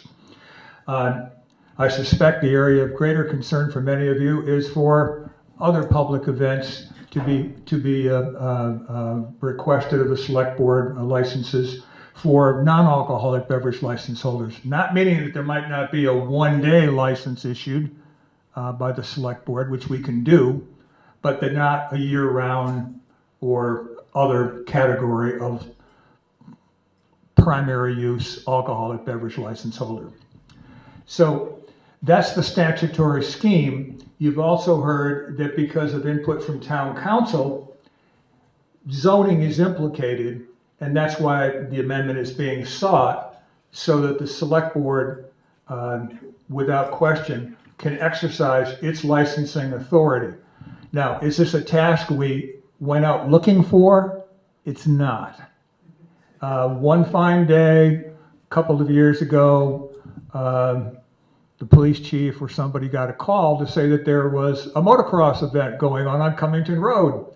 And by George, it was a popular event. It was a sanctioned association event, apparently had liability insurance and a variety of things, but it didn't have any kind of license from the town. And we had to shut it down. That caused some hard feelings, and I understand those hard feelings. There are people who like to get on motorbikes and race them uphill and downhill and through mud and so on. I think Southwick has one every year, a couple every year, and many communities have other types of events of that sort. So that launched the discussion of should we take on this responsibility? And as Amy will point out, Amy's the drafter of our initial cut on what the regulations would be if you approve this amendment to the bylaws, okay? We are trying to take into account the fact that I might not want a motocross event out behind my property for any number of valid neighborly reasons, okay? And I would like to be heard. And so you'll hear that there are safeguards that we would intend to build in. There may even be events that would be beyond the scope of the town's resources to accommodate. If, for example, Taylor Swift wanted to have her wedding and reception on the Jones lot, okay, we might decide that Woodstock is not going to happen in Worthington. and it's beyond our resources to contend with this, to cope with it, to safely handle it. But things like liability insurance, things like ambulances on site, things like porta potties, things like off-street parking, all the, that the other town departments would be involved in are important and would be addressed. Are we asking you to trust us? Yeah, it's still a public process. All of our meetings are open to the public. You can come in person, you can Zoom in. Every agenda of our select board meeting is posted by no later than 6 o'clock on Friday before the meeting on the following Tuesday. They're online, they're posted at town hall, they're posted up at by the store and the community bulletin board. You can come. You can say, not in my backyard. You can say whatever it might be that is your concern about public safety or your own concerns as an abutter. More discussion? So I wanted to explain about the draft copy of the event permit application. So I picked a copy in the back there that starts at page 3 because page 1 and 2 had already been copied and I didn't pick those up. And in case you also did not pick up pages 1 and 2, pages 1 and 2 basically cover what would require a permit and what would not. And thank you. So it's the introduction to event permit draft, and it says this is only a draft, it is not complete. We have additional concerns that might be included, a recommendation that no one event be greater than 2 days in a 3-month period. What's the enforcement of conditions? If you get this permit and you don't abide by the conditions, what happens? Should an application for the same event in 2 consecutive years require the applicant to file to the ZBA for a special permit to run it as a business use under prevailing zoning bylaws? These are possible things, but they're not the only ones. Anything else that's on this application that might pertain to its limitations or even its permissions, we would look for and rely on input from the town. Anybody who says, I think that maybe you should consider, name it, we can consider it. Whether it will happen or not, we don't know, but one proposal had been increased liability insurance requirements. So the special permit application, it specifically states that examples of activities that do not require a permit, and I think Bart put that up there, weddings, funeral ceremonies, private yard sales, but also typical and customary uses include gatherings and celebrations of family and friends, and birthday celebrations and holiday parties. They don't require a special permit, even if for your a special permit, but even for your 75th birthday, if you'd like to invite 500 people, as part of your celebration, I don't know 500 people that I'd invite to my birthday, by the way. That seems to me it would be a public invitation. But if I had a large family, if I said I'd like to have all 75 of my family members there, I don't need to apply for a special permit. I might want to tell the police chief just so he knows there's going to be a lot of cars parked on my road and a lot of cars parked on my property. But other than that, there's no requirement. There are a lot of things that are personal uses. This is basically for a concern where you're inviting the public. I'm going to have an event on my property and I'm going to invite the public to it. That's basically what these permits are for. And at this point, I took the Northfield permit and I stripped it down. There are requirements in there, if you look at it, that have things, there's a tiered structure for fees, depending on how many people you think may be attending. There are things saying, what's your action plan for parking, road closures, medical, first aid, setup and breakdown. These are for larger events. So the carnival is a good example. What's your plan for setting it up? What's your plan for disposal of the waste? Are you going to have enough porta potties and sanitary facilities? What's your plan for breaking it down and removing it? So that's the kind of thing that's in here. And it won't pertain to most of our home uses. I can't think of one that it really would, but you know what? If this is done and you have a question, call and ask. And we'll tell you if we think, no, you're fine, I don't think you need a special permit. Or if we feel, well, maybe you don't need a special permit, but maybe you should just let the police chief know there'll be a lot of people parking on your street. Things of that nature. I mean, the select board is always open to you. Our meetings are always open. Our phone numbers are listed in phone books and readily available. Plenty of people have my cell number and plenty of people call me. That's fine. I'm perfectly willing to talk to anybody. All of us are. So this is our proposal, that we allow a special event of an unusual nature for the town. We were asked, can we do that? Can we legally put on our event in the future? This would allow them to do that. Real quick. Yeah. Yeah, Charlie? I promise real quick, just to explain this handout that says KP Law at the top. I know there were questions about why is the select board the permitting authority, and this is pretty much just to explain that. That's what state law says. The governing body of the town typically issues these licenses. So that would be the select board. Doesn't mean the town couldn't decide some other body does it. I've heard at least one or two people ask, why doesn't the ZBA do this? Well, we could pass a bylaw that says the ZBA does it instead, but it's customary for select boards or whatever the governing authority is, town councils, mayors, etc., to issue these permits, and this is just to explain that, and that's why this is set up that way.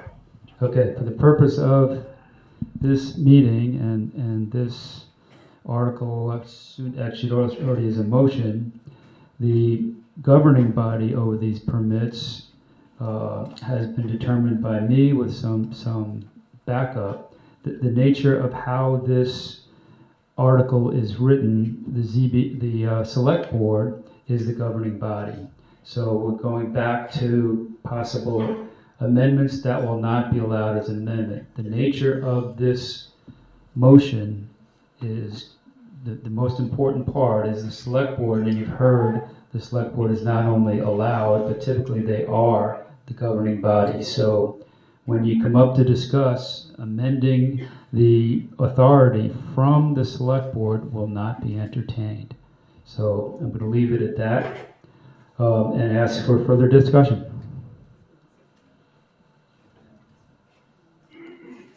Eliza Lake, Knieburg Road. I have a couple of points of clarification, which was really just about language, because I'm incredibly literal-minded.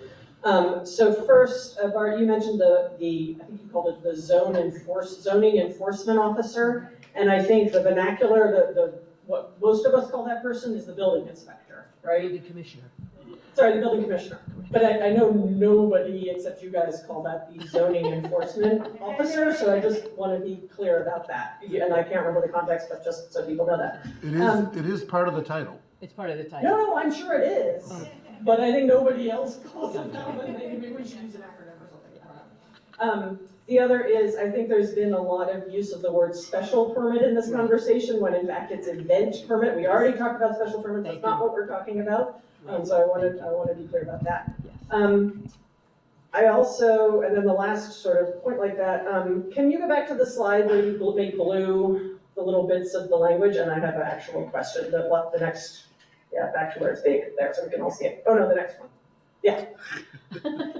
So when I read this as a very literal-minded person, such events shall be limited to a maximum of 8 days in the calendar year and 3 events. It sounds to me like total for the town. Not, and every time I've read it, I keep thinking maybe I'm misreading it. I don't know if it's amendment or how that works, but to say each such event shall be limited to 8 days or 3 events, or something like that. I mean, I would defer to legal counsel, but I think it makes it sound like that's it for the whole town, and I don't think that's what you're talking about. So I wanted to ask if that could be clarified. And then the last thing is, I want to clarify for today's discussion, you've talked about the select board coming up with an application process. That is not what we're discussing today, right? Are you going to have a separate process where people can weigh in on that application? Because I think that there could be a tremendous amount of conversation today about that application process. And that is not, this will enable you, basically create the statute, the law, the zoning law, for you guys to then promulgate into regulation. So I just want to be clear, just in case people want to talk about that application, that that's not what we're talking about today, No, right. I actually want to thank you for pointing out the event permit issue rather than special event. I confess I'm a little bit tired. I kind of worked on this at the last minute and got it together only as something to show you an example of what this permit would look like. But this is not by far final. We are going to have many sessions over it. It will be on our agenda. As you see it on the agenda, and even before you see it on the agenda, you can email us with suggestions. As I said, you can call with suggestions. Assuming this passes. You know, because we would be glad to entertain suggestions, absolutely. So, but thank you for that. So, before we go on, I'm not sure town council wants to respond on the wording, or do you want to hold on that? Okay. Through you, Mr. Moderator, thank you for that. I read this language as saying that the temporary events are for 8 days or a maximum of 3 events. I don't read that as being limited to town-wide. That's how I read it. That's how I've always read it. So, and I think that the person or the board charged with interpreting the bylaw would be, here you go, ZEO, or building commissioner. And I think the building commissioner would interpret it that way as well. I just want to make sure everybody here understood it that way as well. Yeah, okay. Next. Gail Bergeron, 66 Ridge Road. Just a question. For instance, tomorrow, the Rod and Gun Club here in town is sponsoring a fishing derby for the town's children. They do this on a yearly basis at the town pond. Going forward, is that going to require a special permit? Town properties. Yeah. So, several answers. I mean, simply, town property is a different animal, and we can hold events on town property and allow those that wouldn't require this kind of permit. Is that right? Yeah. That's my understanding. Next. Hi, Erin Matika, 61 Cold Street. I wrote a few notes just to kind of keep my thoughts together here. But it seems to me when we have lots of rules and regulations and permits, it's because we don't trust each other. And it seems like we're assuming that the businesses in town are bad neighbors. And I don't think that the businesses in town are bad neighbors at all. I think it's difficult that we're trying to sort of preempt anything that could ever happen before it happens. And I think that's really kind of crushing the creativity of things that people could do in town, either on their own property or with their business. I also think this gives the select board much too much power. You have 3 people that are deciding what you can and cannot do, and I don't think that's right. I think that, you know, I'm sure they're going to try to be fair, but they could pick and choose favorites as they see fit, and I just think that's too much power. I also think the number of days and events is just arbitrary. I'm not sure how those numbers came up. And I also think, you know, we passed a lot of articles today, and that's going to require a lot of tax money. And there are a lot of people in town that cannot really afford, they're struggling to pay their taxes. But thriving businesses in town would help defray some of those, you know, the tax burden. And I feel like the businesses are kind of being targeted right now. It feels a little discriminatory to me. And instead of having, you know, laws, why not have some sort of suggested guidelines. Like if you're gonna have an event, here's how to rent porta potties, or here's, the number of, I don't know, the police chief's phone number, and maybe that we can hire some private cops if there's gonna be a lot of more people than the town can handle, or the town's, police staff can handle. I feel like having some sort of guideline rather than laws is kind of more the way to go, because that way, you're assuming that we're all good neighbors and that we all want what's best for the town, instead of assuming that we don't and assuming the worst. So that's Okay. just. I'm gonna throw that back. Kevin, gonna respond for the select board? Well, let me throw it back to Amy, because I think she has mentioned the drafting of the application, which also is the guidelines. So Amy. Well, actually, I was perfectly happy to let Steve handle this if he wanted to, but the fact is, we're not talking about the businesses in town. We are talking about property owners who would like to do something unusual with their property. So I'll make myself be the person, not the person who actually was the person. I want to have a motocross event on my property. It's not permitted by town regulations. Town zoning does not permit it. This would allow me to appear before the select board and say, this is what I would like to do. Can I get a permit, an event permit to do that? What this would allow is, it would allow the select board to issue that permit, which means I could have my event, and that would bring money to the town. It would bring money to me to help conceivably pay for my taxes for my property, but also I could bring in food vendors who would sell food. There would be taxes collected from the sales.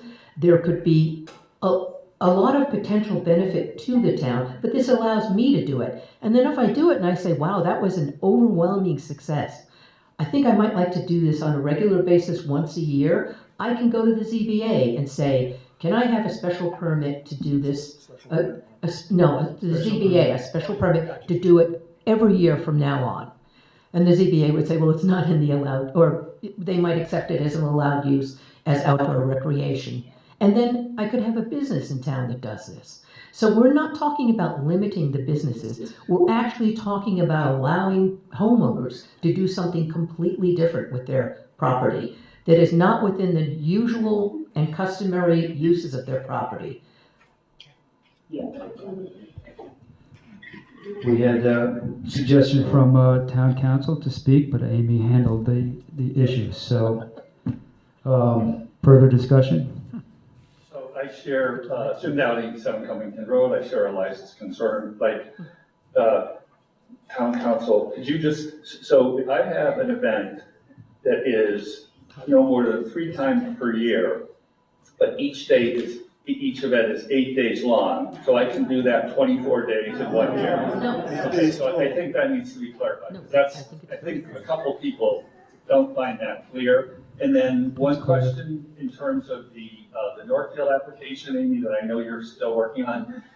Is there any, and I'm sure much thought has been given, because this has been a long, involved, well-considered, well-researched exercise for everybody in the planning board. But are we not saying that there might be a limit on the number of attendees for a special event? I know you said if it exceeds 500, you could require additional notice from each applicant.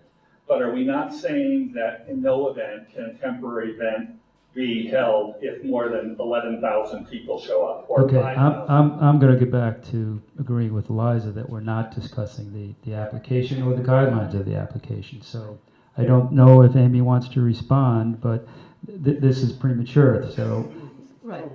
Yeah, it is premature, and I will ask you also to remember that our town is a population of, I believe it is 1,196. The likelihood of us having an event that has 11,000 people coming here, that would be so completely overwhelming. But that's a part of our application process when that comes up. So we're talking about allowing us to do these things as part of zoning law, and therefore we would have an application that would allow the homeowner to have an unusual use for their property. So at this time, we're not looking at that. No limitation. Well, no, it's not part of it. Yeah, It's okay. the language, yeah. Thank you. Yes, next. Yeah, hi, Deirdre Poldermouth and 14 Pleasant Street. I have I think a couple of concerns. One is that there's no minimum number of people. That it says any number of people. Hang on, I'm gonna cut you off again because you're talking about the application. We just disallowed. In the bylaw, it says any number of people. No, that's. Are you seeing that? No, there's no number mentioned in the actual bylaw language.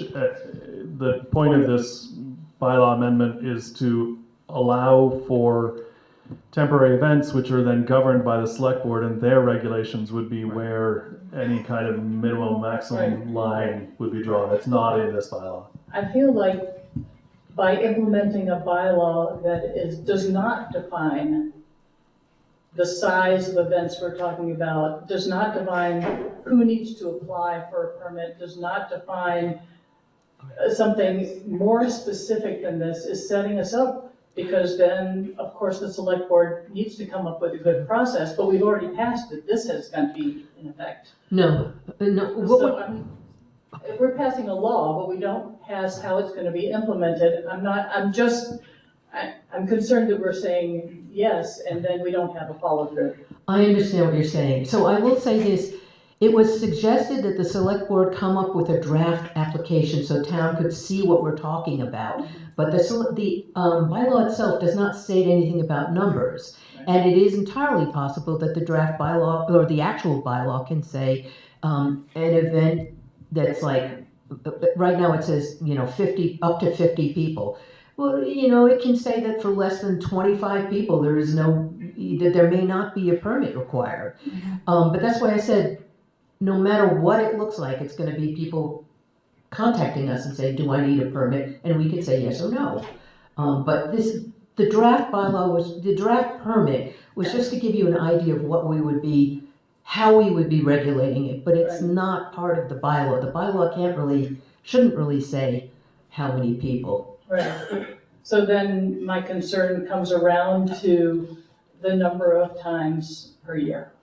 If my customary use over the last 30 years is to have people at my place once a month from May to October, that's 6 times a year. Yeah, but you're under the usual and customary.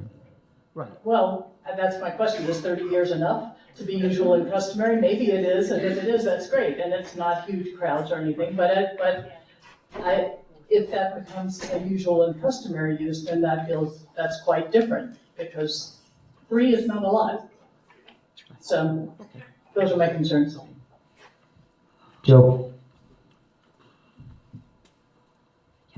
Joe Boudreau, 36 Ridge Road. I'm not speaking to you as a town official right now.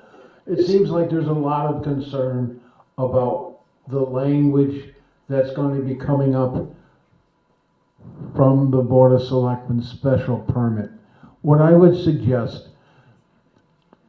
the Board of Selectmen hold a special meeting separate from their regular bi-weekly selectmen's meeting. Have that as a public hearing.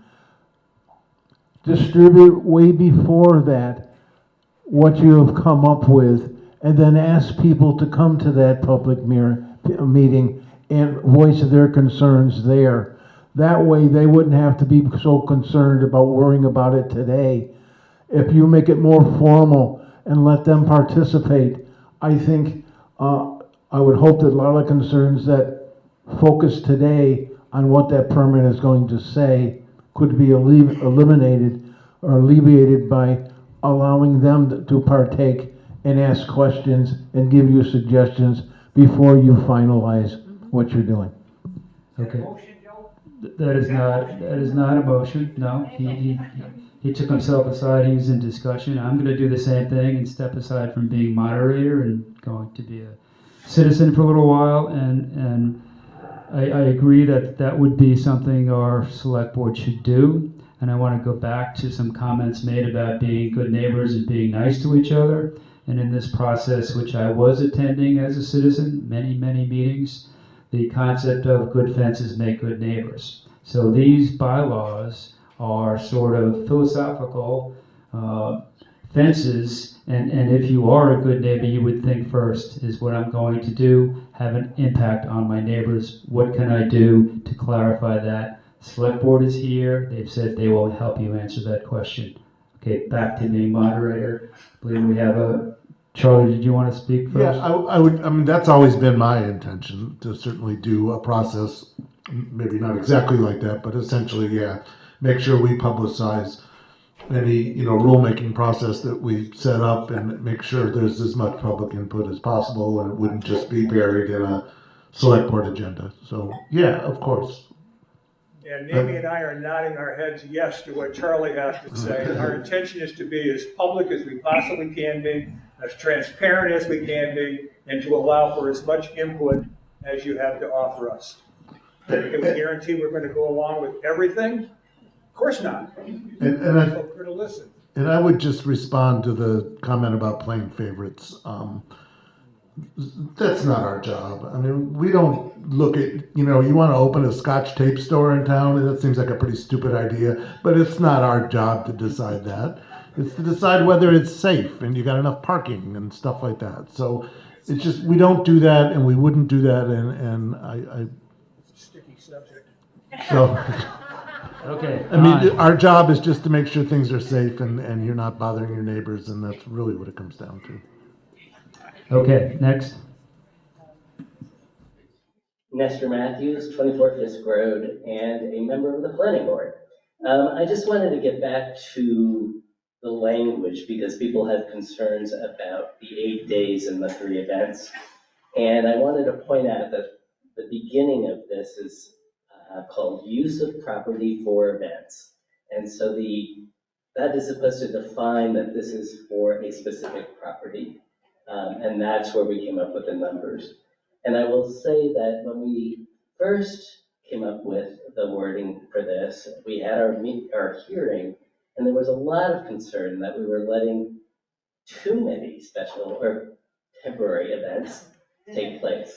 And so we modified the language to make it a bit more restrictive, trying to take into account the concerns of people in town. And that's how we ended up with this number.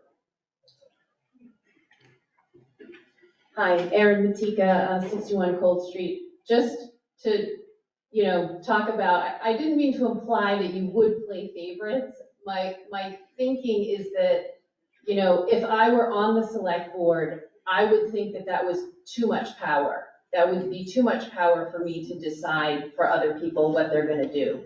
The other thing is, we have nuisance laws, like if you're being really loud, your neighbor can call the police. We have state laws that I kind of feel like cover a lot of what we're talking about. So I'm not sure exactly why the need for all these permits when we already have laws that protect people. And then the third thing is, Kevin, in Robert Frost's poem, "The Good Fences Make Good Neighbors," he actually sang the opposite of that in the poem. So I do want to point, okay, I'm obviously getting old and I'm extremely tired. I think a week ago I was just home from Australia and I have not really had much sleep. So I apologize. I've lost the train of my thought, but if it comes back to me, I shall say. So again, permit process is a different issue. It could be simple, it could be complicated, and we could take all the public input there is. And we could end up with basically a non-permit, if that's, what the consensus, I guess, is for the town. We don't have to decide to make a 20-page permit. We could just say what you're asking, if that's the sense of the town. I suspect it's not, but we will see when that process comes. But there's nothing dictated here. It's simply saying you can have an event on your property if you want, as opposed to right now when you can't. Okay, so I do remember what it was. The point of it was that some of these events would be events that are not permitted under our current zoning regulation. So it would be us allowing somebody to do something that is not permitted under zoning. They really cannot do it just by themselves. If they do, they are subject to being shut down because it is against our zoning law. You know, they need a permit to be able to do it. That's all this really is. And it is things that are not, may not be allowed under our current zoning. That's what it is. Okay, next. Hi, Evan Spring, 270 West Street. This basically looks sensible to me. I'm just wondering again about the arbitrariness of the 3 and the 8 numbers. It seems that if someone wanted to do, say, a small concert series on the first of the month, say 6 times, with, you know, limited seating, say 100 people, it wouldn't be allowed to do it, but someone could do an 8-day, you know, festival outside with thousands of people. It just seems highly arbitrary when there might be other ways to limit the impact. So, yeah, I think you want to talk to the numbers again? I think happy to have amendments from the floor on that. We ended on this combination because it seemed like it hit a balance of concerns. I think that this bylaw change opens up uses that are not allowed, uses by right that otherwise are not allowed. And so your concert, outdoor concert series of 6 days, you always have the possibility, now that we passed the outdoor recreation, to go to the ZBA and get a special permit. That's a long-term use, it's a bigger process, but it is a solution. If you really, if 6 events is the right number for you, I think that this change, we feel like adds, it's a big change because by right, changing these uses allowed by right, that's a significant change to zoning bylaw. And it felt like it should have a fairly significant restriction. So that's where the 3 and 8, should it be 4 and 6? I don't know, but something that's fairly small with the idea that if that doesn't work for you, you still can go to the ZBA and go for a special permit, which would be much more flexible, but is a more complicated process. Oh, I'm sorry. Yeah. Ruth Lower, Parish Road, I'd like to call the question. Okay, so once that's done, it's serious, and so we will again need to take counts. We need a second. Yeah, it's been seconded.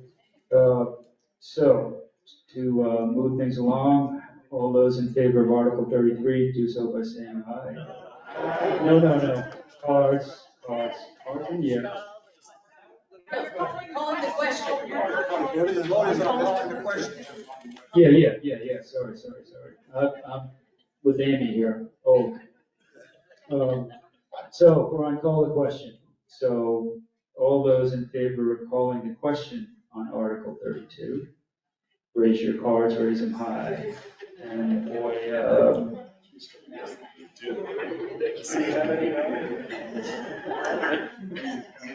let's do it this way. Any nays? Passes unanimously.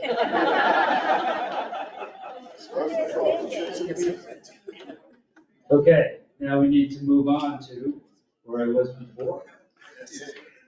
All those in favor of Article 32, 33, do so by saying aye. Aye. All those opposed? That's 2/3. The ayes got it. We still have to count. So, ayes. Ayes up.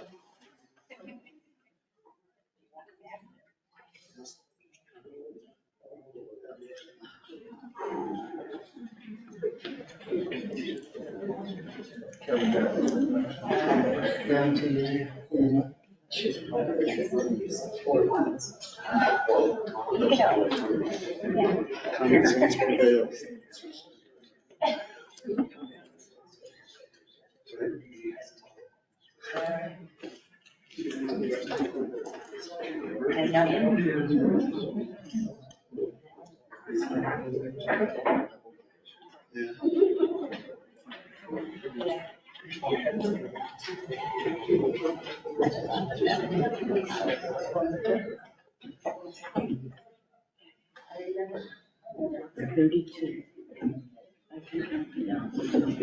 Okay,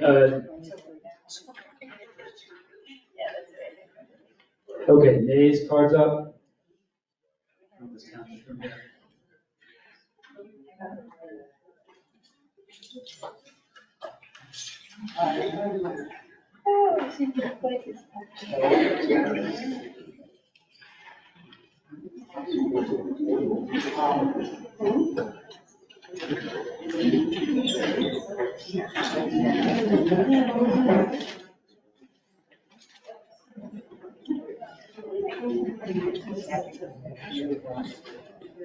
$16.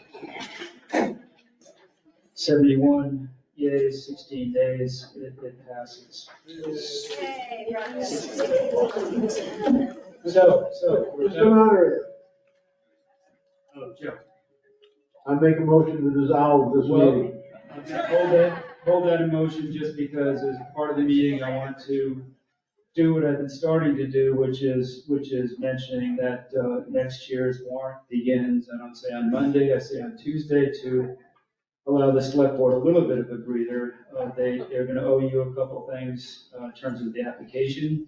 And I strongly, and you've heard me say this over and over again, if the material exists in our town annual report, it exists online, I encourage everybody to get on the mailing list. I encourage the select board to promote that. The better informed you are, the less time I'm gonna have to say, sorry, I have to cut you off. So, there is time building up to the meeting when you get here to read, but there's ever more information being pushed into this meeting every year. So with that, I will entertain that. Mr.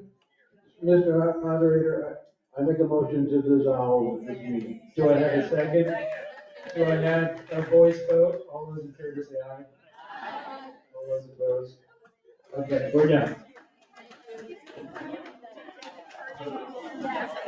Oh, please buy stuff on the way out. There's cookies and cakes over on the left, please.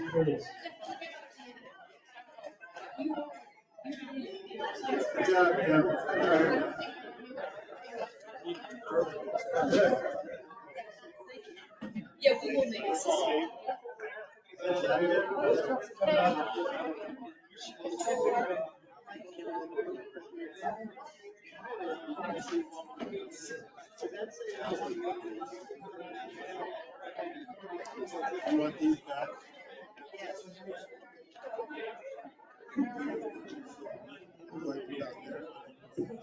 Please return your orange vote card back to class on your way out. Even your yes vote if you haven't done it.